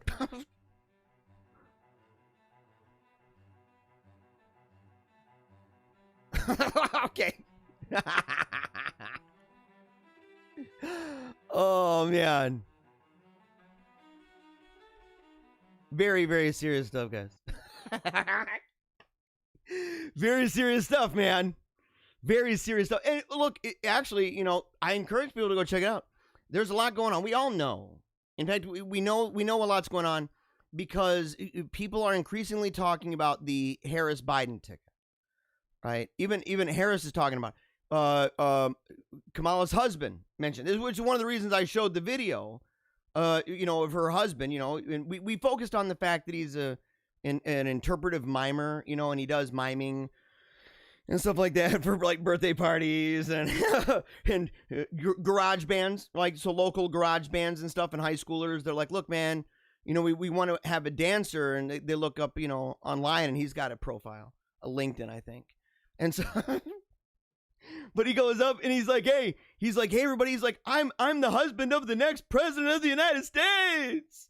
And he's all hyped up and everything. And you're like, dude, that's how many times are they going to say that? How many times are these people going to say that? All the time. Outrageous. A large Danish study on mask wearing is being delayed by publishers of major medical journals. I think we actually talked about this last time. And it was turned down, and now it's being delayed. So I think originally it was like turned down, and now it's being delayed. And you got to say why. One of the biggest questions in the world right now is whether the use of masks is beneficial in preventing and contracting the China coronavirus. A study attempted to do just that, but publishers will not take it on and are preventing it from being published. Why don't they publish it online? There's other ways, by the way. Like, I understand the reason for wanting to go into that realm and to do that, and maybe these guys are like legitimately confused. Maybe they're like, man, this is actually, perfectly fitting for this. The purpose of this study was once and for all to try to clarify the extent to which the use of masks in public space provided protection against the corona infection. Yeah. What does it say? Alex Berenson shared that the study should be released. We need to know if wearing masks is harmful. Because that's the thing. Like, people are like, well, look, just wear it. I got in a conversation with a buddy of mine just recently, and he's like, look, man, just wear that stinking thing. And I said, give the scientific evidence, the long-term stuff, as to whether or not, number one, this even works. Number two, that it's not actually causing harm. I said, at first, people were like, oh, gators are great. Well, at first, let me take this back. At first, it didn't work. Don't wear them. We later were told that was a lie because they wanted, which made sense. It does make sense to me. I've talked about the models of propaganda that are, between the kind of propaganda that's used by a state government that's authoritarian versus one that's a republic, and the use of deception and the degree of that in the propaganda when you have a pandemic, especially, right? And so I said, when Fauci said, I lied, and I was saying, that masks don't work because we needed healthcare professionals to be able to have access to masks. That makes sense. However, it doesn't make sense that that's the mask that they wear when they walk into a room with somebody with coronavirus. Do they do that? Is that what it is? Are they like, oh yeah? How many nurses, by the way? How many nurses and doctors you tell them, you go, okay, hey, here's the mask. We're just going to give you a little one, little baby blue one, and walk in there. That person's got a major viral load of some Rona. Are they going to go, okay, yeah, this is fine?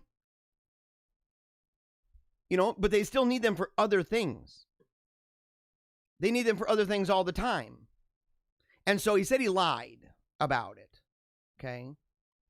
He said he lied. But we originally were told, doesn't work, doesn't help it. In fact, they gave us the science. They said that the actual virus itself is so small that the pores in the masks, these are real questions. You got to ask, well, what's the likelihood of this? What about reusing and rewashing? How will that affect people if they don't have like medical grade means of doing this? And they're not as consistent, right? Because they're not doctors or they're not paid to be doing that. It's not like a job with division of labor in a hospital. These are all questions. And originally they said, when they started talking about masks, people are like, well, I don't own any. And they said, just anything will do. And just, cloth, a rag, maybe a diaper, something. And people were wearing those gaiters. But then news came out that maybe the gaiters were really bad. Like, that doesn't help. They're like, no, don't wear gaiters anymore. So we're learning along the way. So we need large studies. The mere fact that we've gotten to a place that the gaiters weren't automatically disqualified from the get-go says something. And people need to take that seriously and say, you can't just tell somebody to do something if you can't provide answers to questions that are fundamental and at the center, at the core of this conversation over public health. Because sometimes what sounds intuitive might not actually be very intuitive. It might not be the answer. Sometimes science is counterintuitive. In fact, oftentimes. And you go, well, I thought that would make sense. But come to find out it doesn't. Kind of like, people that would be like, well, yeah, loofah sponges or something. And maybe this is a bad example. But, using those sponges that you scrub really hard when you wash. You have a layer of skin. I think what is it called? The horny layer, right? And if you look with a microscope, you got these kind of horns, right? And it protects you from certain bacteria. And so the idea is you don't want to just keep using that, exfoliating your skin, because that's affecting that layer of skin with those horns that actually help to protect you. Or the idea that you're using antibacterial soap all the time. And people go, yeah, well, that might not necessarily be the best idea because, maybe this would do. You don't need antibacterial. Maybe you just need some soap. So there are certain things that on the one hand might sound good. Or how about this? And this is more specific to the Rona, is the Harvard study that talked about how kids can experience massive viral loads of the virus and not exhibit symptoms that many other people with that same load would exhibit. And you say, well, that's really weird. So we test these kids, and a bunch of these kids are just through the roof. But yeah, here they are walking around doing their thing. And that Harvard study, which by the way was used to try to say there's a reason why kids should not be going in places like the hospital and other things like that, and they shouldn't be there because that's whenever somebody says, well, they're a vector, that might be one of the articles they'll use. But force them down to the bottom, because the answer that Harvard had was simply, well, how is this possible? And they said, well, we believe this is possible because children are typically around a whole bunch of other children, And there's little bits of virus here, little bits of virus there. And because of that socialization that children have and getting outdoors and in the dirt or being dirty or whatever, that it ultimately helps them, that when they do contract the virus, they have built up a kind of immunity to it. It at least gives them better defenses. And I said, well, why would that logic not prove true for everybody? And why would we not encourage the children then to go out? So it sounds intuitive. The virus is outside. Everyone stay inside. Everyone stay away. But then the answer to how kids are doing so well has the fact that they're not staying away. Again, you have to do tests in order to figure this out.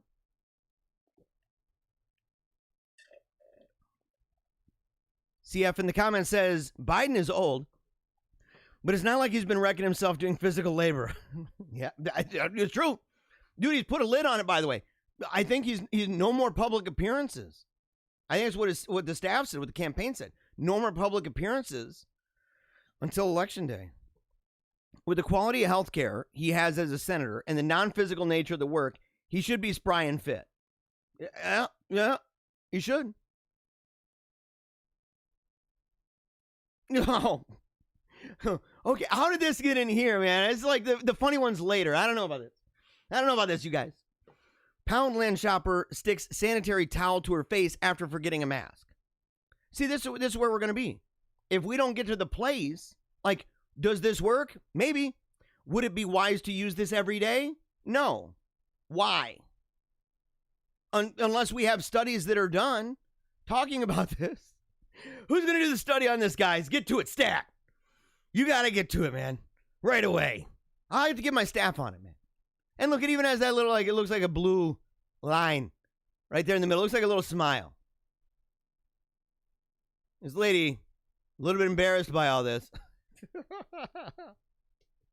I don't know. Maybe she's embarrassed. Maybe she's not. It's got a little bit. Maybe this is her TikTok video. Yeah. Oh, it's got a name. Yeah. Rachel Taylor. Oh, yeah. She's got it. Yeah, there she is. They look like you could almost do like an outline of that face. I wish I had one of those screens like in the NFL. You know, you're watching the NFL and they've got that little marker and you can go around and show the plays and stuff on the screen. I got to get one of those for this because I would make a face all the way around that and just show you, man, this is a little bit creepy. A little bit creepy. Where did she share that, by the way? Where did she share it? Does it say she shared it like on Facebook or anything like that? I don't know. Or did she just share it like to the news? She's like, hey, everybody, look. This is what I did. This is what I did. Yeah, I don't know. Oh, okay, hold on. Let's see. Yeah, because see, here's the thing, man. I just got a feeling. Yeah, there's a whole bunch of these quotes from her. I don't really get that embarrassed as such. The woman who served us at the till was either pretending she hadn't noticed or wasn't fazed by it. How would you respond, man? Oh, there she is without it. Oh yeah, what is she doing? What's going on with this? And where did you even find this? Yeah, this might be a setup, guys. This might be a TikToker. We got to find out. Oh, it's another one. Okay, opinion is divided. This is a little serious, though. Opinion is divided on these bizarre microclimate air helmet face masks. Is it divided, guys, or is everybody just agreed? That's terrible. Who wants that? Who wants that, by the way? No way. I'm going back to this one. We're going back to the news. I don't like that one today. I don't like that one today. We're just going to keep this one up. And read the ticker, by the way. Read the ticker.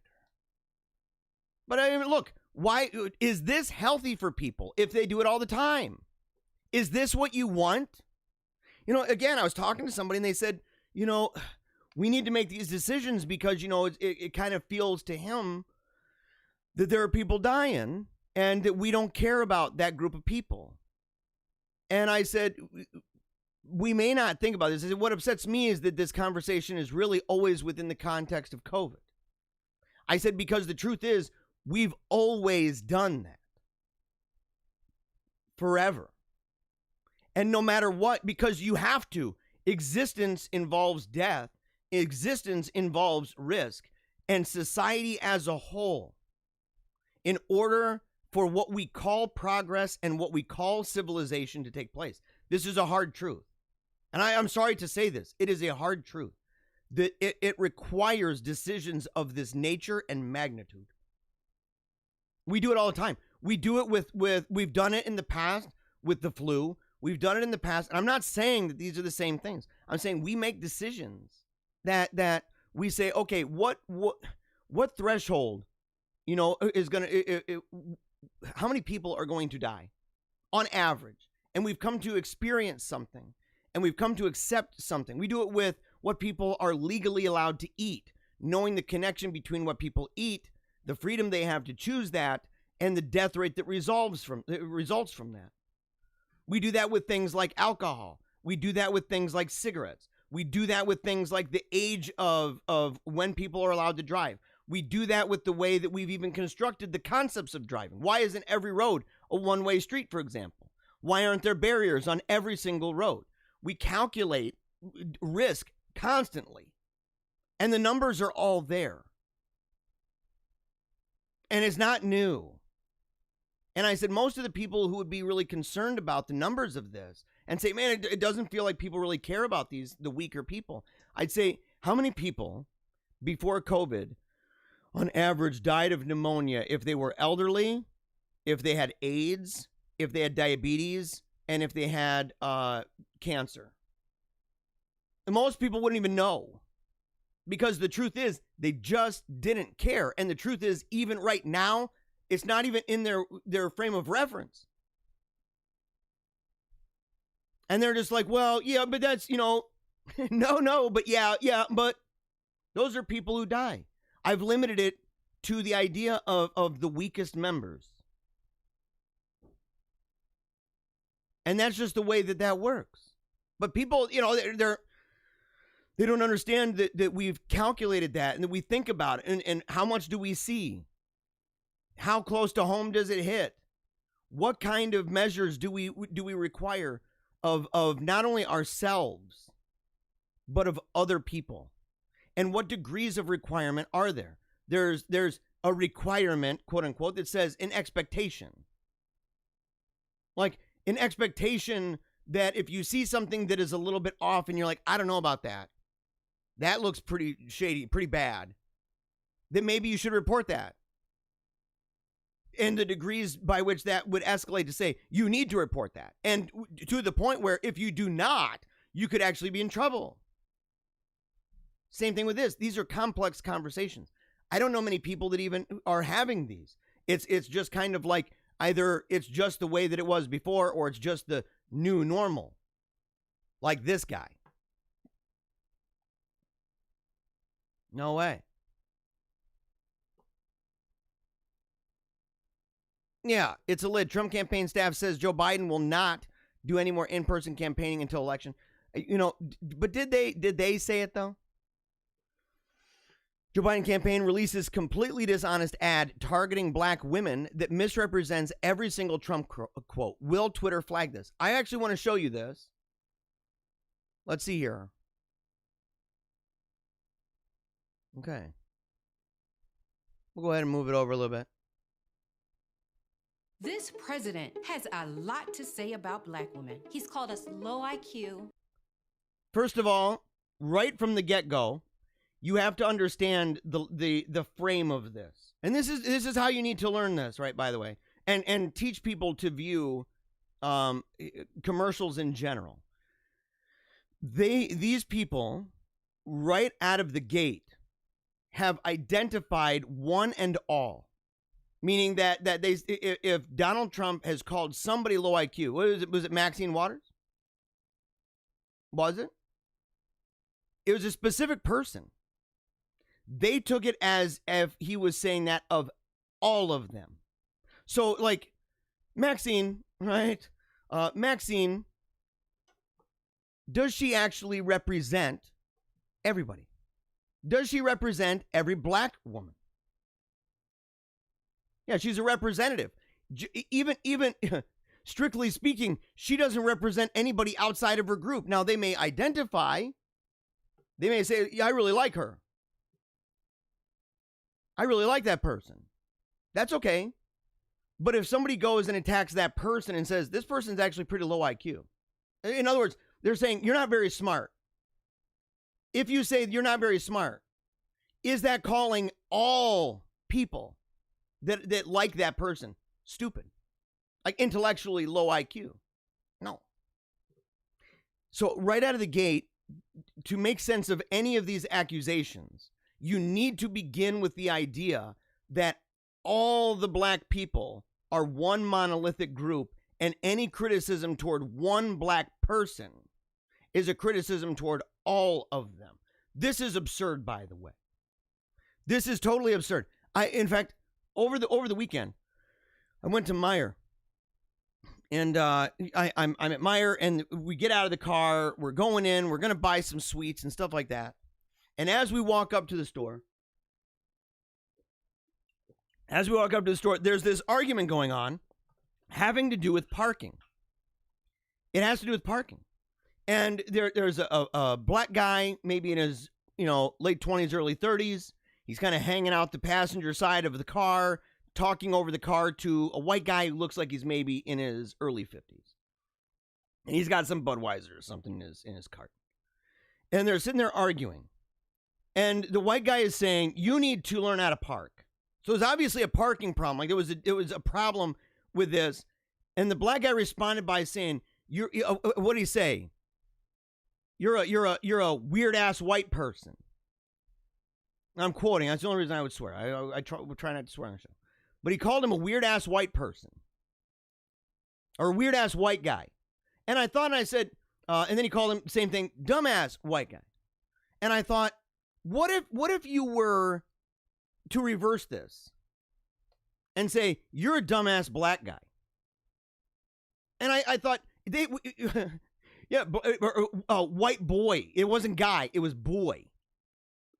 Yeah, white boy. And I thought, for one, the guy's older than you, number one. But number two, if this were to be switched around, it is obviously an amazing pass. But I didn't view that as an attack, like his responding and calling that guy dumb. That didn't affect me. Even when he jumped in and said white people, I thought, well, that's kind of stupid. That's kind of dumb.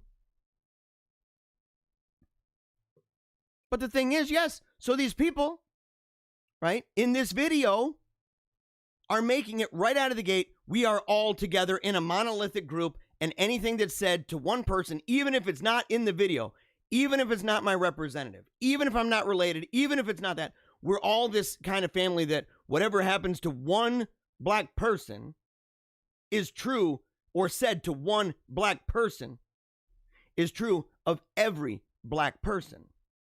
It makes no sense, by the way. But here we go. Unhinged and crazy. So you can't say that Maxine is crazy or unhinged. You can't say that any of the squad that they're crazy. Say, that's crazy, man. You're a crazy person. You're a crazy loon bird. In fact, I would say that probably of some of the women in this video. Say, you might be a crazy loon bird. You might also be somebody who's just reading from a script because you want money. That happens. I mean, a lot of political ads is kind of what goes on. crazy. Compared us to a dog. Compared us to a dog. Remember, compared us. Us. Do you hear this? If you compare somebody to a dog and you say, man, that person's dog face. Right? You say, that person's dog face. Does that mean every black woman is ugly? Or that every person that is, let's say it's a woman, and you're just a woman in general, it's a white chick. Does that mean every woman is a dog? Of course not. Again, this relies on the frame of the monolith. It relies on the frame that what happens to one person is equally said to me, which is cartoon land. It's mega, mega fake. Told us to go back to where we came from. No, he didn't. He told us to go back to where we came from. No, he didn't. He said to Ilhan Omar. And unless y'all are Muslims, I don't know why. And Muslims from Minnesota, that he's saying, go back to that. Why are you coming to D.C.? Then what are you doing saying, that's equally said to me? No, it's not. In fact, I think he mentioned the person directly. And that some of us Come from whole countries. You do. Some people come from blank hole countries. Do you know how we know that? Because these people, when they're these leftists, when they have conversations about refugees and they have conversations about immigration, the only way they can peddle that crap is by saying, we don't need the crap of saying we don't need extreme vetting, is because the place is so freaking bad, they can't live there. What do you call that?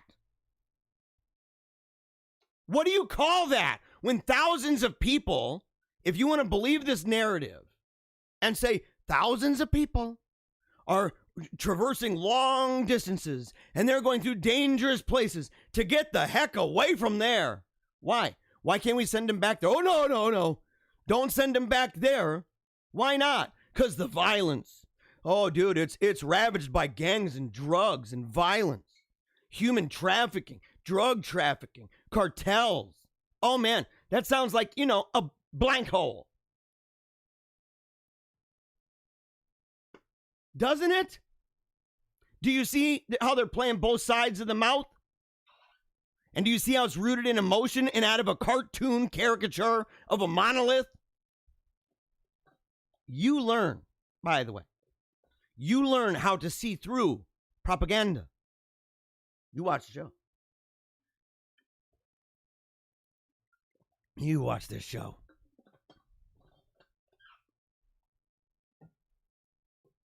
Let's see. No, is it over, by the way? I don't even know if we need to go forward. he fails to realize is that we're fierce, organized. Yeah, we're fierce, organized. Not all of you. Some of you are very unorganized.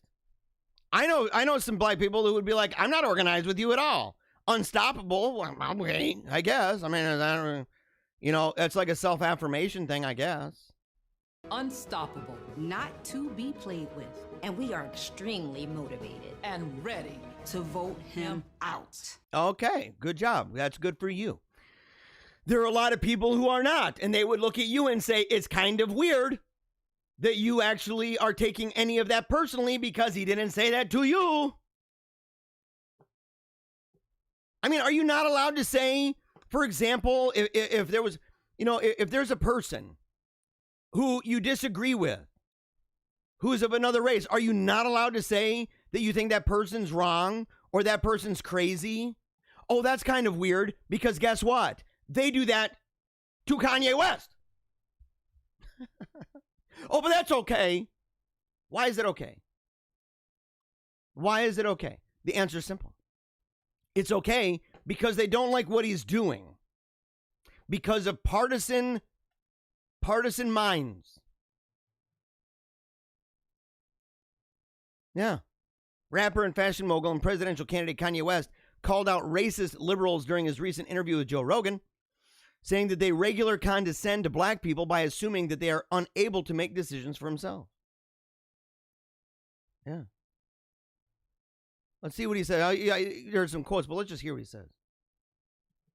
It's beautiful right there. I'm not like, I gotta have one of the most racist things that liberals who pride themselves on not being racist have said to me is like, you're gonna split the black vote. And that makes it seem like black people can't make decisions for ourselves and that don't know white people know me. Do you see it? Yeah, look at that. That's a double doozy, man. That's guns akimbo. Boom, boom, boom, boom, boom. Okay? Both hands. And he's saying, look, Mom, bam, bam, bam. The thing is, he says, look, they're saying that we can't make our own decisions. Yes, that's what they're saying. Because they believe that you have to work as a group, and your group belongs to them. Your group belongs to the Democratic Party. That's what they say. That's what they say. And you say, oh, because it's an old white person club. Oh, no, it's not. No. No, that's not true. Yeah, like you can't vote for people outside that party paradigm. and you're talking, whenever you talk about it, you talk about a racial group as a monolithic block. Again, the monolith. You are all the same. Black people can't think for themselves. And if they do, it's dangerous. Yeah, it's dangerous, all right. Free thought, it's a thing. It's a thing. Like only Right. the liberal, they literally make it seem like only black people will vote for me. Right. Think about that statement, the nuance of institutionalized racism. And this would be like somebody from the art world, you know what I mean? And they just have a place where no one has really been able to embrace the idea of blacks not being in a block and staying in one place. Right. Or Think about that. You know who has thought of that? Us. Yeah. Think of how cartoony it is. The idea of take us to your leader. Take us to the black leaders. Dude, there's a lot of black people who just simply don't agree with the black leaders, whatever those people even are. And even if they do, it's only to degrees. Someone can say, well, Farrakhan. Look at Farrakhan. His influence is vast, granted. But the cult is actually pretty small. Look at the size of the cult. And you say it's actually really small. How many people? Like, you can walk around and see tons of black people who are Baptists. You can see a bunch of black people who are Pentecostals. Around the world, massive. Black people who are Roman Catholic. How about Nation of Islam? Like, good in the grand scheme. In the grand scheme of things. So people can say, yeah, I like some of his ideas. And people say that. They like some of his ideas. But they ain't putting on the bow tie. They ain't out there passing out the newspapers in the middle of the street. Let's see here.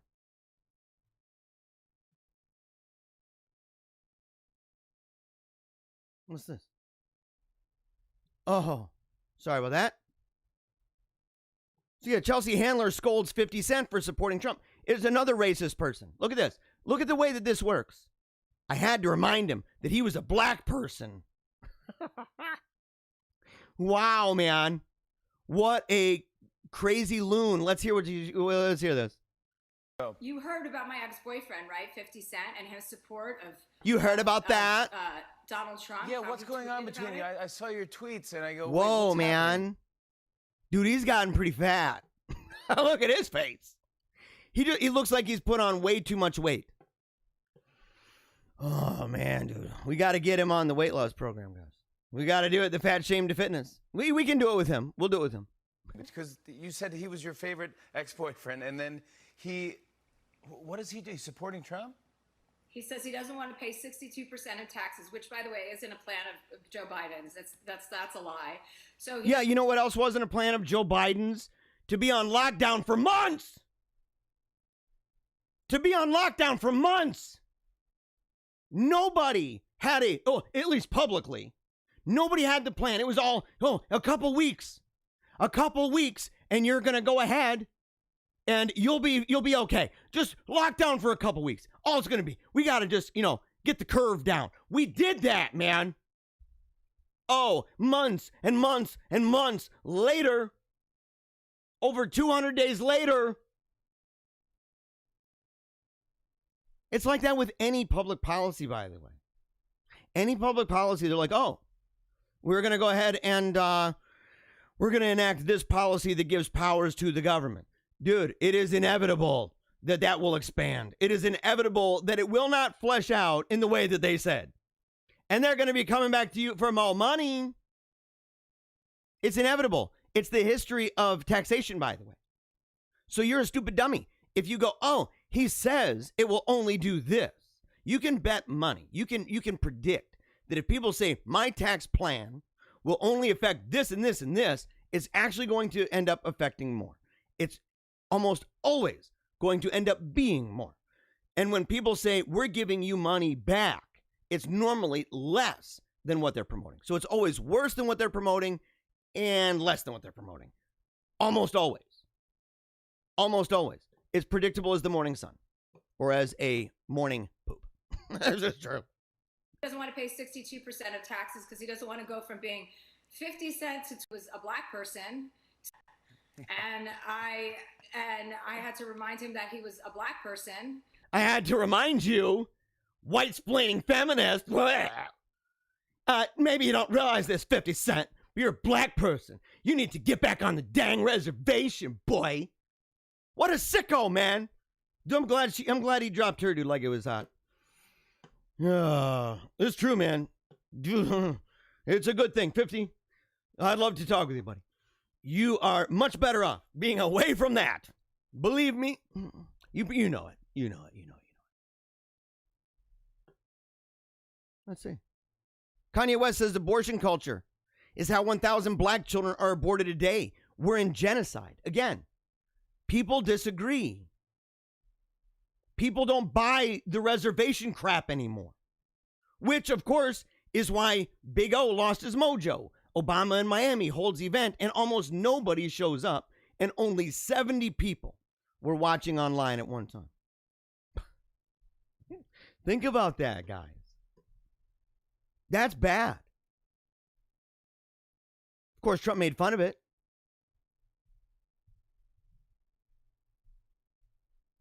Because people aren't buying it anymore. Because of stuff like this. Right on, Trump.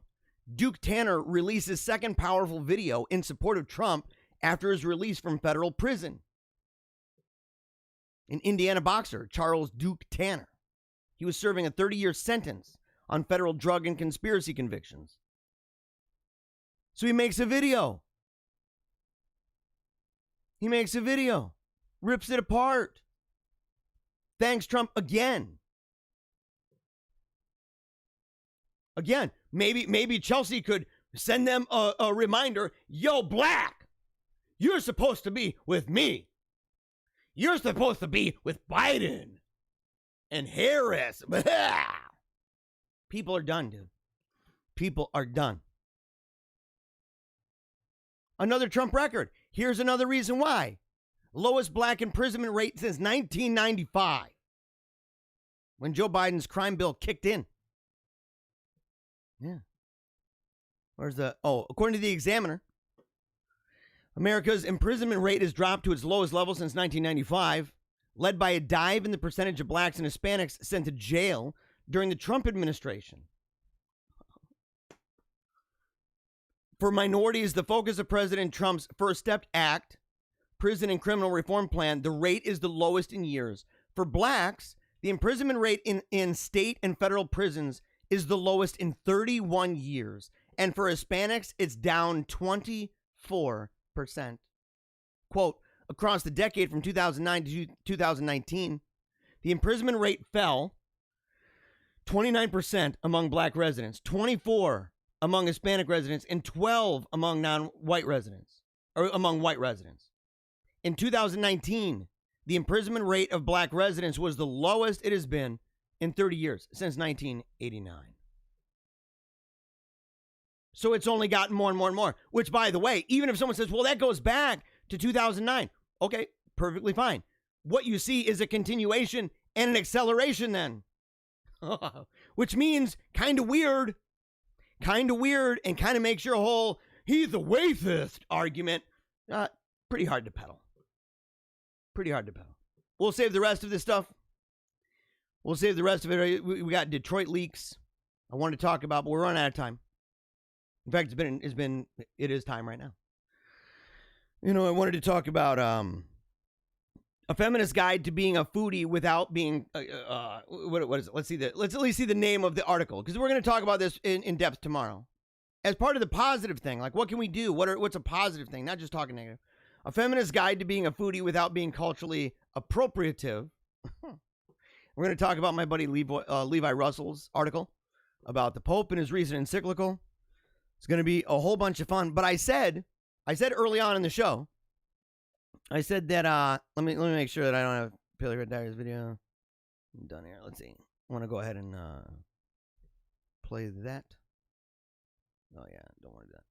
So, you know, I said that I wanted to go ahead and I wanted to show the meme review from Friday night, because we did a Paleocrat Unlisted video, and if you'd like to see the whole thing, it is hilarious. It is a hilarious video. It is altogether about an hour long, almost an hour flat, right? Did pretty good about that. I was trying to make it only half an hour, so I didn't do too good. But I did. It was a lot of fun. We had a great time, and if you'd like to see that, you got to go over to PaleocratDiaries.com. So make sure that you go over there and check it out, because it's a super dupe blast, right? Mega fun time. So I have a video here. Let's see if I have the meme. Where would be the memes here? Let's see. News. Main banner news. No. Split screen. No. Yeah, I wanted to go ahead and do this video. All right. We're going to go ahead and just drop it in here. Let's see. Paleocrat Diaries. Yeah, no. Yeah, we're going to have to go ahead and drop in this video so that I can just play it directly from here. And for the people I hope you enjoy show it. up and to join in on the meeting.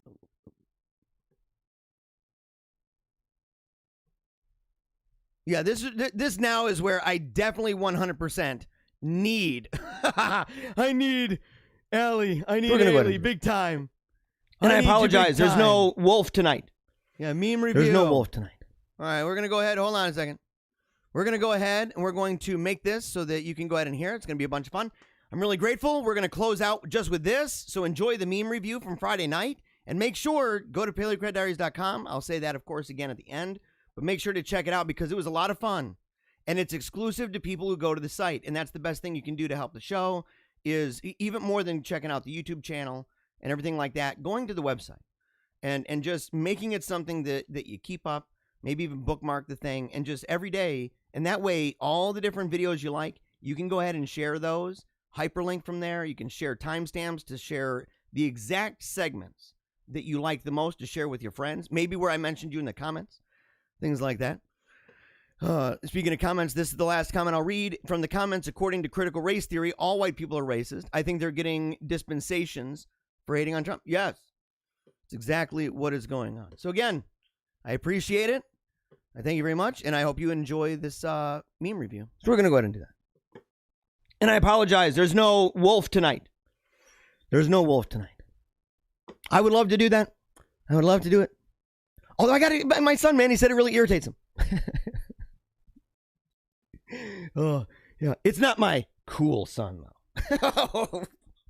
He watches all my stuff. He's going to hear that. I love that guy. Okay. Black cats are bad luck. Black cats are bad luck. Get away. Get it away. Black cats. Dude, look at that little black cat. I used to have a black cat named Houdini. And Houdini was a real jerk, dude. Houdini didn't like anybody but me. I was like the only person that Houdini would allow near him at all. Anybody else, and it was just like total spooky land.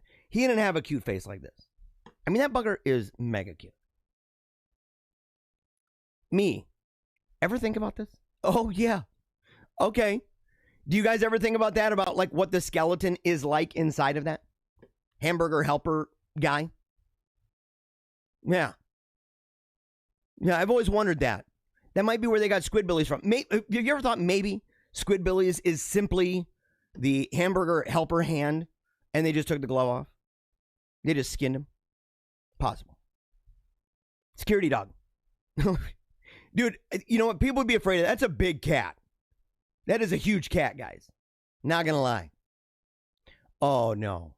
Okay, this is not scary, but it is a little hilarious. Any man who can do this should be allowed to. And look, you know, if kids are watching this, I do apologize. But the thing is, most kids do know, you know, they know their dad goes potty standing up most of the time, probably with the door open, burping, you know, farting out loud and saying it's natural. It's the pressure release. So they already know that. But yeah, any guy who can do that, the magic stream, dude, yeah, you should be allowed to. Wait, that's a do not sign. Why not?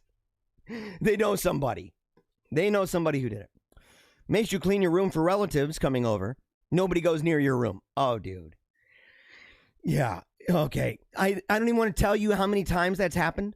where we all got to clean our room, and I'm like, oh, I'm cleaning up because family's coming over, and then they never even go upstairs. I'm like, just close the stinking door, dude. Put a do not enter. Look at us, living like antisocial shut-ins now. Yes, now. Yeah. I had to tell a buddy that recently, man. I'm like, dude, I understand. And, you know, if I looked like that, I probably would stay inside, you know, unless I was part of some band or something. Hey, maybe part of Kamala Harris's miming husband's one-man mouth-based band. This guy right here, he would have that. What is it called, man? Where it's got a tambourine on it, some maracas, bells and stuff, and you kind of bounce it, and it's a one-man band, ultimately. You're a one-man band. But there's a technical name. My grandma's got one of those from Mexico. I think a lot of Mexicans play that.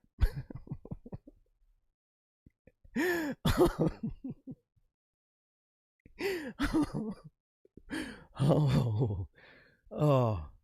That one friend who wants to give you who wants you to give country music a chance. Yeah, that one friend who wants you to give country music a chance. Let's see. I'm going to kick some butt. I'm going to drive a big truck. You know, I don't have a lot of friends that have been insistent. I've had a couple. I have more who are really insistent that I start playing euchre, even though I don't want to play it. Me, when I realize October's already halfway over, and I haven't taken advantage of all the spooky opportunities that this month has to offer. You know, I get it. I always tell myself I'm going to go buy some, you know, creepy mask or something like that. And I always wait till the last minute when all of the really crappy stuff is around. Sometimes that's good. You know, sometimes the crappy stuff is, you know, actually kind of crazier a little bit. It's just not as trendy, you know. You're like the edgy. You're the one going against the grain with the really crappy mask. You know, and they're like, dude, where'd you get that thing? And you're like, I was the last guy. And you're like, oh, yeah, that's right. You're the last guy every year. But you know what? We did take opportunity this time. And the opportunity was to have a fun time talking about spooky stories and fun stories and having a blast and just laughing and having fun at night. And I'm really grateful that you joined us. Remember, of course, to tune in every single Monday through Friday from 10 o'clock until noon. We talk about funny stories, spooky stories, seasonally appropriate stories. Let's put it that way. Seasonally appropriate. Okay, seasonally appropriate. We have memes. We do all of that stuff. And of course, we talk about very serious things, politics, religion, culture, economics, all of that jazz. And make sure to check out Paleo Cheese Podcast. We're recording tomorrow. And we were going to do that tonight. We decided to do it tomorrow. So I hopped on the mic. And we'll have an episode uploaded on Sunday. And that will be, you'll have it available. You can go either directly to the YouTube, which you should be subscribed. I strongly encourage you to do it, just like my channel at youtube.com/Paleocrat. But make sure, put on that little bell. Make sure to be reminded whenever we post. Because, you know, I post every day. So maybe you don't need the bell for me. But you would need the bell for this kind of stuff. So we'll notify you so you can go to the website, to the .com, drive people there, PaleocratDiaries.com. It's the best thing you could do for me. Okay, it's the best thing you could do for me, best thing you could do for my family, best thing you could do for the movement, and best thing you could do for the humanity's last chance at fighting the great animal rebellion that is happening right now in 2020. So we're really grateful, everybody. Thank you so much. Until next time, never give up, keep on smiling, and memento mori.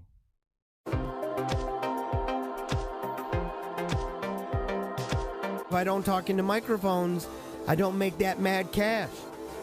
Making all that money. Making that mad loot, right? Mind control.